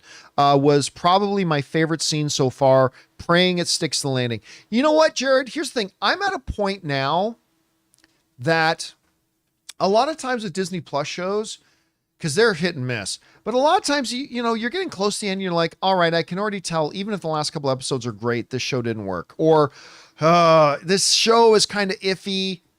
The last couple of episodes are going to determine whether I like the show or not. Chris, I think I'm at a point now with Skeleton Crew that no matter how good the final 2 episodes are, let's say they don't stick the landing. Mm-hmm. Skeleton Crew to me was a great show. The last 1 or 2 episodes, maybe they won't be great, but the first 6 episodes were so wonderful. It's like, 80% of the show was great. So I am already at the point where I'm like, Skeleton Crew, even if the last 2 episodes are bad, was a really good show. That's now, fair. If they stick the landing, then it's an amazing show. But I'm still at that point. Is there anything Skeleton Crew could do that would just make you go 2 months from now, looking back on Skeleton Crew going, I didn't like that show? Man, if they're like, Wim is actually a kid from the 90s and he's been in a coma this whole time. I don't know. They'd have to do something really stupid where this was all just a dream or something of that nature. I'm trying to think of what they'd have to do to really, really let me down. And Kill Neil. I mean, honestly, that's the big one. I can think kill Neil. But also, because of how emotionally invested I am in that little character, what a way to make me be like, you give me a season 2 so we avenge that baby. With his sweet little Oshkosh Bagosh outfit and his first communion hair part. I love him so much. He's so great. Can So you cute. imagine? Like, do you remember how I felt when we talked about Ted Lasso and the little fucking rat betrayed Ted? And I'm like, I can't remember the name of the character Nate. now. Nate. You I'm hated him Nate so much. fucking has to die. Yeah. Not get embarrassed. Nate has to die. Can you imagine if like Jude Law Okay. kills Neil? Oh, then Then you Can you imagine the rage? do you remember how people treated the actor who played Joffrey? Oh yes. It'd be that. It'd be that because also people have a very difficult time distinguishing characters from real Right. life, Yeah. which is work on that internet. But man, people would lose their minds if he killed. Yeah, Neil. Jude Law would have to move Yeah. or something. Change his name. How dare you kill that? Wear I'm an wigs. actor. Yeah. All right. Next up, we've got Ethan H. who writes, Happy New Year's, everyone. Growing up, it was always our family tradition on New Year's Eve to watch the 1963 comedy masterpiece, It's a Mad, Mad, Mad World with Spencer Tracy, right? Now I get to do the same with my wife and daughter. Hope you all have a great 2025. Yeah, that one, Mickey Rooney, Milton Berle, oh, there's a huge other. That's a good one. My family's tradition was always Alistair's Christmas Carol. Oh, okay. Yeah, that was that and Wizard of Oz. For whatever reason, Wizard of Oz was a Christmas movie around my house growing up. Did your family have any like Christmas movie they would watch every year? Like whether it was a Christmas movie or not, like a Christmas movie tradition? What do you think it is, John? Don't say Die Hard. No, I mean Christmas. I do Okay. also think that. I I was watch gonna Muppet say, other than Christmas that, Carol Muppets on a Christ- loop. Yeah, Muppets Christmas. Logan's is we have to watch Christmas Story, but we have to watch it with commercials because we grew up when it would just play on TNT. And Oh, so okay. he's like, I like the marathon and I like it with commercials. Right It on. helps the flow. Right on. And just once again, let's to remind everybody, Die Hard was not a Christmas movie. It's a Christmas movie. If you have a problem with that, take it up with Bruce Willis, because Bruce Willis said it's not a Christmas movie. Well, I'm not going to argue with him right now. Well, yeah, that would be It's mean. insensitive. Yeah. All right. Next up. By the way, did you see the family pictures like his daughters were posting of Bruce Willis and them? No. They on, were Google that now. beautiful. Okay. They were beautiful. Anyway, Great. John Wick versus Nosferatu writes, Campea Crew. In February, I would like to do a double feature of Paddington in Peru, which made my top 10 most anticipated films of the year list, and Captain America Brave New World. P.S. John and Ray, Muppet John Wick, or John Wick versus Nosferatu. Thoughts? You know what? I'm going to say something unpopular. I'm over the puppet thing. What I mean by that is I'm over the, hey, remember the most famous one I think maybe was Angel. Do you guys remember Angel did the whole puppet episode and The boys did one. What's that? The boys did one. The boys did Theirs one. was great. Oh, where they redo well, not the it was boys. Gen V. The Gen V Yeah. did it. There have been others that have done it. I'm kind of over that. Now, if you're talking just like a pure puppet movie, that's one thing. So I don't think I'm down for a John Wick puppet thing. John Wick versus Nosferatu. I mean, Nosferatu doesn't have much of a chance. I mean, so If he goes up a flight of stairs, though, yes, that's right. If Okay, well, Nosferatu yeah. can get to the top of a flight of stairs, To have time to could be a run problem. away. Could be a problem. or Nosferatu apparently doesn't understand how to tell time, and John Wick just has to keep him fighting till the sun comes up. It's could be a fair fight. All right, let's keep going here. Next up, we've got Matan Valinsky, who writes, considering that Nolan likes to do things practically, what are the chances that the Titans in the Odyssey will be stop motion? not a lot of Titans in the Odyssey. Anyway, he did a documentary short about the brothers Quay, so stop motion isn't out of Nolan's realm. No, it is Christopher Nolan in a big budget sci-fi blockbuster kind of thing isn't going to use stop motion. It's going to be top-notch visual effects. I don't think, unless I'm misremembering the Odyssey, the Titans are like, they don't really play a role. And anyway, so I mean, there's like the Cyclops and Sirens. yeah, but not Titans. I think Titans might be mentioned. Maybe I'm not remembering it right, but at any rate, I don't think for whatever they need things for, I think they're going to use top of the line, great, sharp, cutting edge visual effects. So that's what I think they'll use. All right. Next up, we've got Murray Reich, who writes, watch the new Clint Eastwood film Juror Number 2, which is really good. I'm surprised it was out of theaters after a week because I would have definitely seen it in theaters. Saw it on Max instead. Very good film, lots of moral dilemmas, interesting ending, 8 out of 10. I mean, it's just one of those things where it was not a movie that they felt was going to make a lot of money in theaters. And in their defense, they weren't wrong. They were right about that, because even the theatrical run it had, it didn't do well.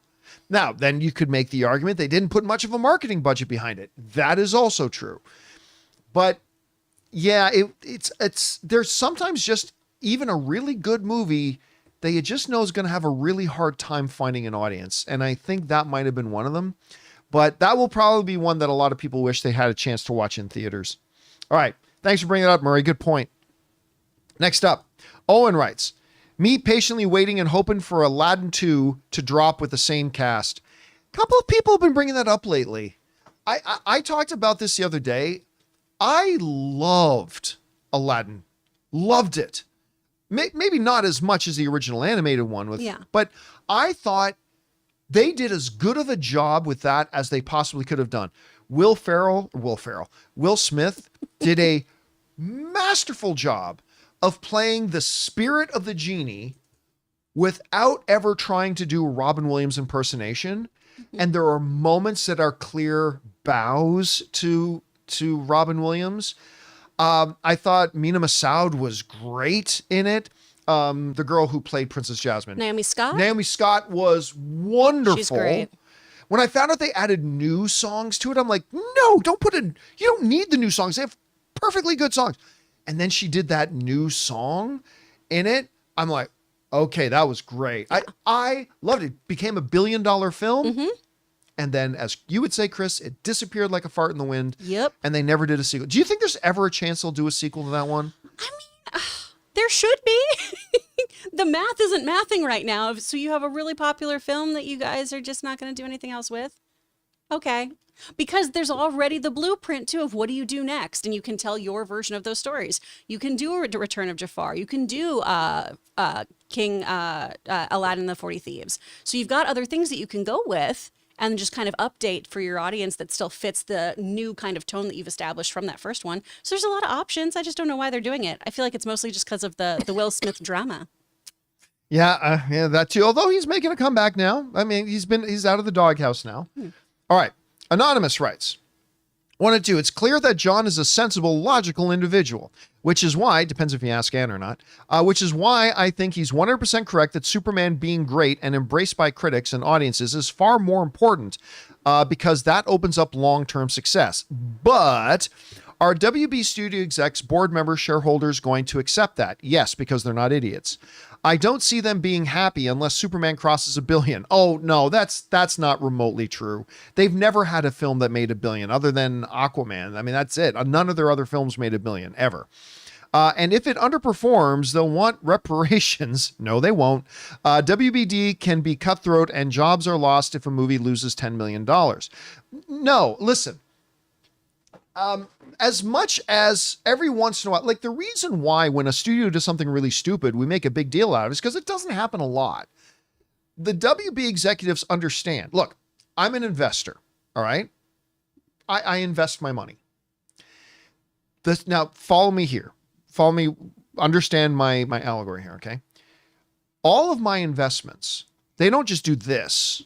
Okay, there's no investment that is just one big straight line going up. Profit, profit, profit, profit.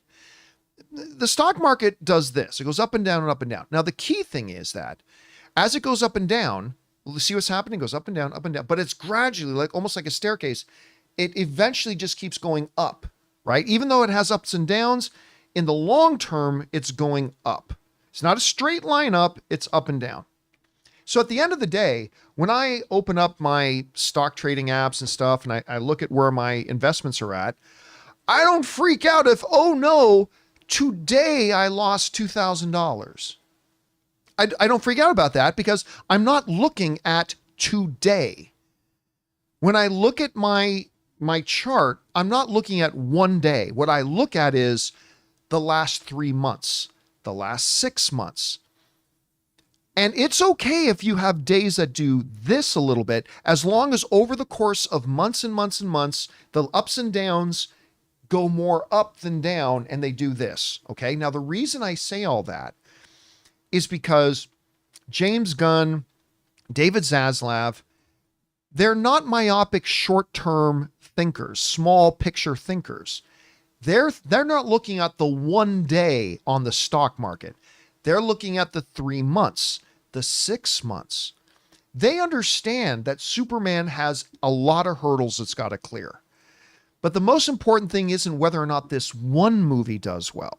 The important thing is that as they step back and look at the bigger picture, that the DCU does well. They're not worried whether or not they make 10 or 15 or 20 million dollars on Superman. They're thinking about whether we make 3, 4, 5 billion dollars with the DCU over the course of the next few years. Dumb people think small. They think about today. They think small picture. They think short term. Wiser people look at the bigger picture, the longer term. They know the importance of Superman is not just another movie. There's a lot of movies that come out where, yes, it lives and dies by how good that movie's box office does. Absolutely. But Superman isn't just another movie. It's the first movie of a brand new cinematic universe that has to first repair the damage to their brand that was done by the DCEU. So they understand that. So look, do they want to make $1 billion on Superman? Of course they do. Are they going to freak out like an inexperienced investor who says, oh no, one day we had to drop. Oh no. That's what the old DC would have done. What they're going to do is they're going to go, okay, yeah, this one did this, but is it going to over time lead us to success? That's going to be the important thing. So no, they're not going to freak out like small-minded, small picture, micro perception people. They're going to be big picture, long term. They're looking at making billions, not looking at making 10 million. So no, it's not going to be in it. Now look, I say all that. If Superman makes $125 million, then there's a problem. Yeah. I mean, yes, you don't, if it comes out of the gate and ain't nobody wants to go see it and everybody hated it and it just like tanks on a Craven and Madam Web level, okay, that's a different issue. But if it makes $400 million, $500 million, $600 million, and heavens more, then no, it's not like, oh, it's $1 billion or nothing. That's why the DCEU failed, because they had small-minded, small picture imbeciles. They're thinking big picture, and that's going to be the important thing for them. All right. With that down, let's move on to this. Old Man Rook writes, one of two. I'm starting 2025 with a thank you. On 12/26, I lost my best friend of years. Oh, I'm so sorry to hear this. Sorry. Crushing blow. I've been there. We all grieve differently. Being a good Italian boy, I couldn't fall apart in front of his sister. That's always the tough thing. Or his mom, or countless other people, because of how we were raised. Here's the thanks. You keep talking about shrinking. I finally started to watch. Oh my God, talk about timing. Even some of the funniest points get me in tears. Great show, great recommendation, perfect timing. Thank you. Well, first of all, deepest condolences. Yeah. Of course, one of the most pivotal moments and life direction changing moments of my life and my career was when my best friend growing up died. But you're right. Like Shrinking, like for those of you who don't know about Shrinking, the whole premise, it starts with Jason Segel, who just a year earlier had lost his wife in a car accident. And there's a lot of things, as funny and hilarious as the show, and there's a lot of themes of grief and pain and loss at the same time. And you're right, man. What a great time. I mean, what great timing to come across that show and to start watching that show. And because, you know, art can be so therapeutic, and I'm glad you found it. And I'm hoping that was able to provide something for you in this really, really difficult time. Thanks for sharing your experiences, man. All right. Next up, Gator writes, "Hey crew, personally, I think the new Jurassic World trilogy is awful. The second one, Fallen Kingdom, is one of the worst blockbusters I've ever seen. I actually didn't mind it. The third one was also terrible. I predict the fourth one will also be bad and 100% be $1 billion film." Here's the thing, Chris. The other day, I did the films most likely to be $1 billion film. I said, Jurassic World is going to be $1 billion film. I mean, not ironclad guarantee, but it's got a very high chance of being, because the last one was bad and it still made $1 billion. Now you're getting a restart, new cast, good director. You got Scarlett Johansson in there. Yeah, Jonathan Bailey. Yeah. And people love seeing people getting eaten by dinosaurs. This is very true. Right. What's your overall impression of the Jurassic World films? And how big do you think this new one can be? I mean, they definitely just kind of sloped down in quality for me of the first film with everyone. I went, this liked is it. fun. Yeah. And then they got progressively worse for me. But I'm still going to go see them because, yeah, I love seeing people get eaten by dinosaurs. That's really what it comes down to. All right. Next up, we've got, who do we have? Gator again also writes, "I won't be shocked if Superman hits $1 billion. I'll be shocked, but pleasantly surprised. Trailer did insane numbers online. My girlfriend wants to see it just for crypto. I think crypto will bring in some audience. Plus, it doesn't look like the DCEU or the MCU, which will be refreshing to viewers." First of all, I agree that I watched that trailer, and you're right. I don't think it felt like either the old DCEU or the MCU. I felt like a new take on the superhero genre. Now, again, I do not believe Superman is going to make $1 billion. Even though I think it's going to be great, I don't think it's going to be that big financially. But I've been pointing this out. The movie's first trailer came out and became the biggest trailer debut for any DC film and the biggest trailer debut in the history of Warner Brothers.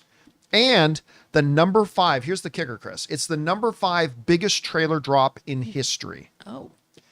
Every other film in the top 5, and most of them in the top 10, but every other film in the top 5 have gone on to be a $1 or $2 billion film. Ooh. So, that's the company the Superman movie's in. I still don't believe it makes $1 billion. It's got too many hurdles, too many people that don't want to give it a chance, all that kind of stuff. But I don't know. Do you think Superman has that shot? I think there's always the potential, right? Especially if there's great word of mouth. But there are so many people. I was sitting with some friends at the movies the other day, and the Superman trailer came on, and they went, "I really don't want to like this." Why? Why don't you want to like this? That makes no sense to me. I don't understand why. Did you date the old Superman movie?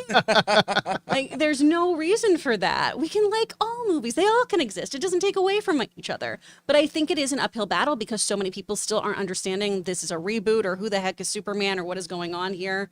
Is it going to be Henry Cavill again? Who's directing? What's the story? Who's it connected to? Those are the biggest hurdles. And then I guess these just kind of, I'm sorry, but weirdos who have a personal vendetta against this film. I don't know why. Yeah, like your mom, I don't know. I will never understand. I hate Craven, but I hope the people who go see it enjoy it. Like, and I don't think they will, but if they do, I think that's great. I mean, I want people to enjoy the movies they want. I want to enjoy the movies I will never understand how sad your life must be that you want a movie to be bad. I've never understood that. Like, the smallness of your mind. Yeah. I'll never get that. It's just the same kind of thing of people who spend their time just being professional trolls, right? Yeah. Of this seems like a really unproductive way for you to spend your time. This of just running around talking about how much you don't like things or trying to cause mischief. And maybe that gives you so much joy. I could never understand it, but I just would like for things to be good. And when I think things are going to be bad, I just don't participate in them until I get a good nudge to go give it a go. It's also a real pathetic expression of tribalism. So it's like, no, no, you don't get it. See, I'm a Zack Snyder DC guy, and therefore their identity becomes wrapped up in this. And so anything else that isn't that is now the enemy. Mm-hmm. And like, for me to be validated in loving this, it was like the old, like back in the day, a decade ago, and it was the DC versus Marvel thing, right? Oh, yeah. And like the whole pathetic thing is, I was like, wait a minute. So because you're a Marvel fan, to justify your fandom, you have to hate anything that's DC or vice versa. It's like, no, that's just pathetic. You're sad. Yeah. You're sad. Now, listen, if you just watch the DC movies and gave them a shot and you didn't like them, that's fair. Totally different. Or vice versa. That's totally different. But when you're like, no, I'm a DC guy. Yeah. So anything that's coming out from Marvel sucks. Okay, you're just pathetic. Rooting for failure is weird. Yeah. And y'all know how vocal I was like on here of, yeah, I really don't think I'm going to like The Flash, but okay. I still went and saw that movie, and I hoped against all hope that I was going to leave going, you know what? They won me over. A couple scenes did. I really like The Flash. I Anyway. love that for you. I'm so glad that you like Yes. that movie. All right. Next up. Amin writes, my most anticipated film. By the way, guys, just so you know, like I said, when I started the show, I mentioned that because the last couple of days and Jonathan hasn't been here, we got really far behind. We're getting through them, but we are not going to be able to get through all the tip questions that came in the last couple of days in today's show. I believe we will be able to get fully caught up on Monday. So if you don't see the one you sent in the last 24 hours or so, don't get concerned. We'll just pick right back up on Monday. But we still got some time here, so we're going to get through as many more as we can. All right, Amin writes, my most anticipated film from the year, 10 through 1. Marty Supreme. I'm not familiar with that one. Mickey 17. Oh, this is anticipated. Okay, yeah, Mickey 17. Wake Up Dead Man. That's the new Knives Out movie. Can't wait for that. Captain America 4. Wicked 2. Mission Impossible. Avatar 3. Fantastic Four. Superman. Michael. That first official / trailer teaser for Michael has to knock it out of the park. I cannot wait. So I'm curious to know what you think about it, Chris. When I did the potential films to make $1 billion, I went from 10 to 1. 10 being, it's got a chance. 1 being ironclad guarantee. My number one absolute most ironclad guarantee is Avatar 3, Fire and Ash. Oh. Like I think you have to be certifiably insane if you don't think that movie's going to make $1 billion. But my number 2 was Michael. I think I just can't conceive. Again, this is all predicated having not seen the movie. If the movie sucks, that's going to change the narrative completely. But for now, here we are, like way far away from the movie. I just don't think there's a chance Michael doesn't make $1 billion.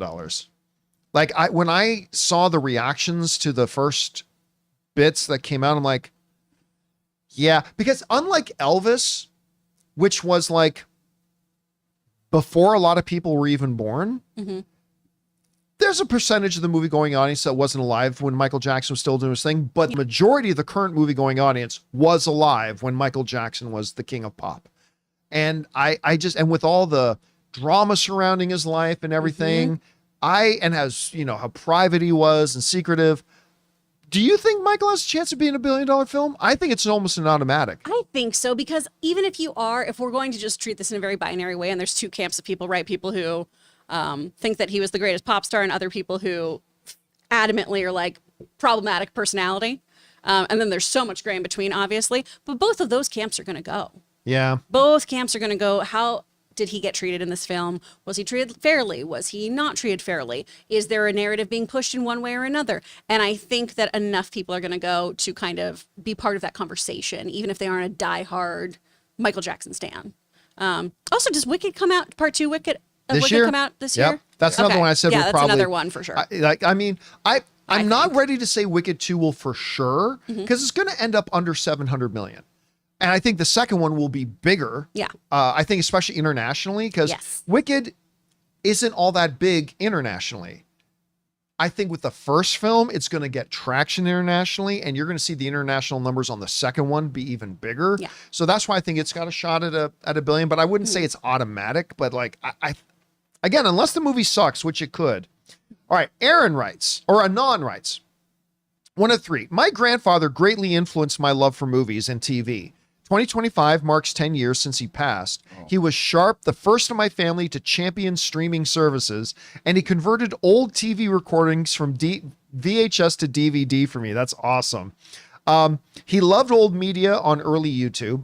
I love and miss him. Grew up during the Great Depression to a single mother of 2 and younger sisters. He supported his family by dropping out of school to work, then eventually had a family of his own and retired early. He spent more years retired than working, and I'm hoping the same for you, John. Sorry to bring it up, but when it happens, wishing you a long, prosperous, and great retirement, sending love and wishes, and have a happy new year. Oh, thank you so much. That is so cool. I mean, listen, my grandparents are old enough that none of my parents or grandparents ever introduced me to any technology. So it's so great that you had a grandfather that was like transferring old VHS to DVD for you. That's cool. That's very cool. My mom introduced me to Star Wars and taught me how to play guitar. It's like, but yeah, no, my dad never showed me how to use the internet or anything like that. I'm the next age bracket out of that, but that's pretty cool. Did you ever have a grandparent that like? Oh my gosh, no. No, absolutely not. Because my grandma was the only one alive when I was actually like a fully fledged person, and she did not understand how anything worked ever. She was great. All right. Just got time for a couple more here. Orange Hand writes, you've often spoken about how much no one is willing to push back against. Okay, let's try this again. You've often spoke about how much no one willing to push back against George Lucas, hurt the prequels. But have you ever seen the opposite situation where too many people are pushing back against a director to the detriment of a movie? Yeah, both have happened, and both are problematic. Here's the thing. Making movies, there are two things you got to keep in mind. Number one, the director does not own the movie. It's not the director's movie. It's owned by the people who pay for it. It's their movie. The director is just hired to come in. There are specific circumstances where sometimes a director is the one who put up the money and is the one who raised the money for it and is the main producer on the film. That happens too. Most of the time, though, it's not the director's movie. It's the people who pay for it. It's their film, and they hire the director to come in and bring it to life. Also, either extreme leads to bad things. Almost every single movie ever made, 99.9% of every movie ever made, is made by a director with a lot of studio notes, right? It's a collaborative thing. It happens. That's the way most work. It's not studio interference. Like, look, if I bring in I often bring up this example. This is my house. It's mine. I own it. I've paid for it. It's mine. If I bring in an interior decorator to do some decorating in the living room and I'm paying them and I'm paying for it, guess what? If I hate purple and I tell that interior decorator, no purple, if that interior decorator comes to me and says, you're interfering in my creative vision, I'm kicking their ass and throwing them the hell out of my house. This is my house and my money. So you like, yeah, you're talented and everything, but I hate purple. I don't want purple in my house. So anyway, almost every movie ever made has what some people would call studio interference because it's their movie, right? That's the way it works. Peter Jackson talked about how collaborative it was with him in the studio and how some of the best decisions he made in the Lord of the Rings films were as a result of some of the studio notes he got. That's all movies. But then you get extremes. You get the George Lucas on the prequel extremes where nobody could say anything to George. George completely surrounded, and I love George Lucas, but George completely surrounded himself with complete yes men. Nobody could push back. He would go into a room and he wouldn't float an idea for feedback. He would tell people what he wanted done, and they would just have to find a way to make it happen. Nobody could say no to George. And the result was the near ruination of Star Wars. Then you have the other extreme. One that comes to mind was the Fantastic Four situation with Josh Trank. Remember that? Mm-hmm. Where they literally took the movie away from him, locked him out of the edit room, and totally turned Fantastic Four into a movie that was not the movie that he had envisioned at all. So, and then look what the result of that Fantastic Four movie was.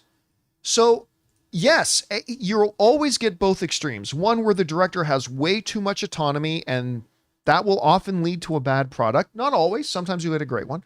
Or ones where there's way too much studio interference where, yeah, even though it's your movie, you still got to let the director direct. Give them notes, give them some direction, let them know where your boundaries are, but let the director direct at the same time. And whenever you get those extremes, sometimes you'll still get a good film.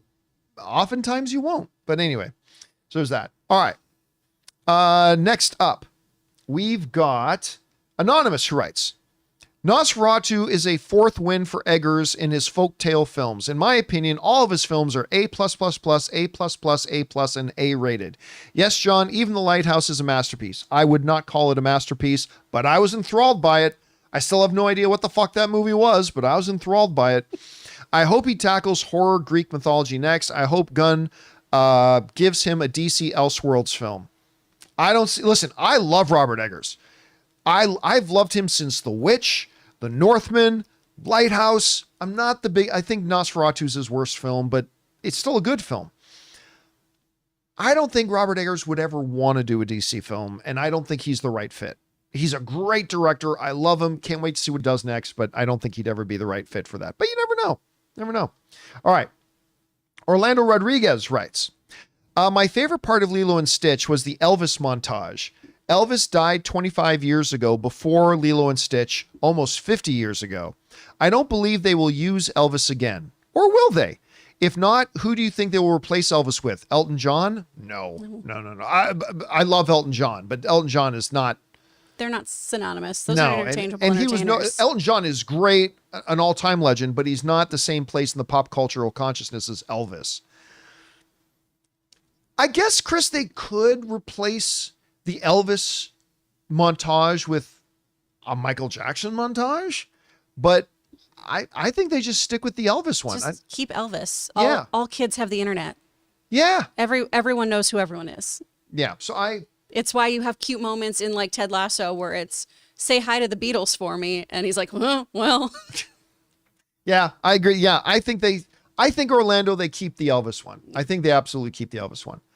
All right. Cause you said it was before their time. Well, listen, all the kids who watch Lilo and Stitch, Elvis was before their time too. So I think we're good. All right. Twilight Boy writes, most anticipated. Number 1, Superman. Number 2, 28 Years Later. Number 3, How to Train Your Dragon. Number 4, Fantastic Four. Number 5, Saw 11. Number 6, Captain America Brave New World. Number 7, Avatar Fire and Ash. Number 8, Wildwood. Number 9, Wicked for Good. That's Wicked 2. And number 10, Mickey 17. Honorable mention, Jurassic World Rebirth, Sinners, and Dogman. Not Dogman for me, but I am so excited about Sinners. I'm getting more and more excited about Sinners. Ryan Coogler, I think, is one of our great directors today. I think he's in a top 5, top 6, top 7 best directors today. I think he's great. He has never failed to knock it out of the park, other than Black Panther 2, but those were such extreme, unusual circumstances. I'm totally going to give him a pass on that. But yeah, I cannot wait to see Sinners. That's going to be great. All right. 2 more we'll take. Anonymous writes, people don't understand if the Batman was in the DCU would break both worlds. You're talking about Robert Pattinson's Batman was in the DCU. Also, Matt Reeves, as slow as he is, would never be able to work for the DCU's schedule. I just want Raimi directing Brave and the Bold. That would be an interesting choice. Mm-hmm. I know he's at Marvel, but please figure it out. Guys, stop this. No director is at Marvel. No actor is at Marvel. This isn't professional sports, okay? It's not where, Brock Purdy is the quarterback of the San Francisco 49ers. Therefore, if he plays football, it can only be for the San Francisco 49ers. A director is not at a studio. Sam Raimi can go and make a movie with anybody he wants whenever he wants. An actor is not at the studio. This isn't the 1940s. Any actor can make a movie with Warner Brothers and then 3 weeks later go and make a movie with Paramount. They're not at anywhere. They can totally go where they want. Anyway, Sam Raimi would be a very interesting choice to do Brave and the Bold. I'm still excited that Andy Muschietti is doing it. Now, whether he stays on or not before they do it, we'll see. But if they were to announce tomorrow that Sam Raimi was doing it, I'd be good with that too. All right. AL writes, here's my top 5 best of 2024. Number 5, Inside Out 2. Number 4, The Apprentice. Number 3, Wild Robot. Number 2, Superman, the Christopher Reeve story. And number 1, Transformers 1. While my 5 worst are 5, Megalopolis. Number 4, The Mousetrap. Number 3, Dear Santa. A lot of people didn't like Dear Santa at all. Yeah. Number 2, Rebel Moon. And number 1, Megamind 2. I can honestly say I never saw Megamind 2. That's unfortunate. That was one of my favorites. You enjoyed Megamind 2? No, the first one. Oh, the first one. I love that movie. I never loved it. I didn't hate Megamind. I didn't hate it. But it to me, it was kind of a forgettable one. Right. But I'm surprised. Actually, you know what, Ray? I talked to people, more and more people than I ever thought I would, that actually say they really loved the first Megamind. Yeah, I thought it was like super good. I don't. Maybe it's because I never saw The Incredibles. But I don't know if they were. Oh, Incredibles is so good. Yeah. So I love that movie. Okay, last question of the day. This comes us from Anonymous, who writes, you often mention that DC has an uphill battle to regain the audience, but rarely say the same about because Marvel has made almost $1 billion of film. Anyway, let's get back to the question. Right. You often mention that DC has an uphill battle to regain the audience, but rarely say the same about Marvel. It's because they haven't lost the audience. Why? As a general audience member who never cared for the DCEU, but watched all the MCU has been bad. Ant-Man, Thor, Doctor Strange, Marvels, She-Hulk. Okay. Here's the thing, Anonymous. Trying to compare those two situations is a real stretch. DC, literally in all their films, had one movie that made $1 billion. And the last 5, 6, or 7 of them all tragically lost money. The last 4 of them barely cracked $200 million. It was clear the entire audience had abandoned them. While this new era, since No Way Home, has been hit and miss, the audience has clearly not abandoned Marvel. Guardians of the Galaxy 3 made north of $800 million. Deadpool and Wolverine is the second biggest grossing film of the year at $1.3 billion. Even your aforementioned Doctor Strange movie, that came within just a quick shoe toss of $1 billion film. Yeah, Thor, Love and Thunder was disappointing. Ant-Man and the Wasp: Quantumania was definitely disappointing. She-Hulk was disappointing. But they had some wins in there as well.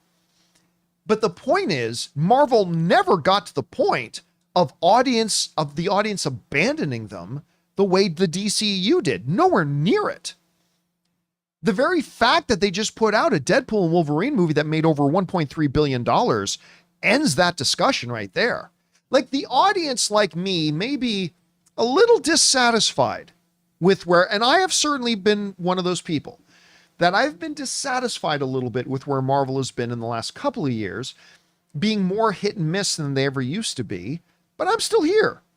And I think most of the audience is clearly still here. They never abandoned Marvel the way that DCU, the way the DCU got run into the ground is crazy. I don't know, Chris, why? Do you think there's some validity to making a comparison between the two? Well, we have before. That's what I'm kind of lost at. It's just DC has obviously lost the audience more completely, but we've talked ad nauseum about the idea of, is there superhero fatigue? Is it mediocrity fatigue? Marvel is doing too much. They're focusing on quantity instead of quality. These are discussions we've had. It's just we tend to have a glimmer of hope with Marvel, whereas the DCU, as it's been circling the drain, we all knew this reboot was coming. So at least for me, I knew it was I'm going to go see these movies, but also there is a level of, what's the point? Am I going to get carryover? Am I going to get Blue Beetle? Am I going to get these characters? Do I get to keep them over here? So I feel like they are two different discussions that feel like they're on the same road, but they've taken very, very different turns. Yeah. So I would say is this, while with Marvel, there has been a sense of dissatisfaction amongst the fans for them. Absolutely. The fans are still there. They went to go see Guardians of the Galaxy. They went to go see Deadpool and Wolverine. They went to go see, the fans are still there. With the DCU, we talk a lot about them needing to win the audience back because the audience left. They didn't leave Marvel. They're still there. Maybe a little bit on the fence, but they're still there. So that's why we often have that discussion about the DCU and not Marvel. All right, guys, listen. That's all the time we have for today. We didn't get through all the questions. This is the first time in months that we didn't get through all the questions. But again, that has to do with the fact that Jonathan hasn't been here and we got a backlog of questions. But don't worry, guys, we'll get all caught up. If you have sent in a question in the last 24 or 48 hours and you didn't see it answered here, just be patient with us. We'll get around to it on Monday's show. So that'll do it, guys, for today's installment of the John Campea Show podcast. Thank you so much for being here and making our little show part of your day. And a big special thank you to all you guys who did send in those questions that we got around to. Number one, because you give us great, interesting things to talk about. But number two, you supported our channel as you did it. And all of us involved with the show, thank you guys so very much for your support. I want to thank Ray Ora. Have a good weekend, everyone. Chris Carr. Bye, everyone. My name's John Campea. Have a great weekend, guys. And until next time, my friends, bye-bye.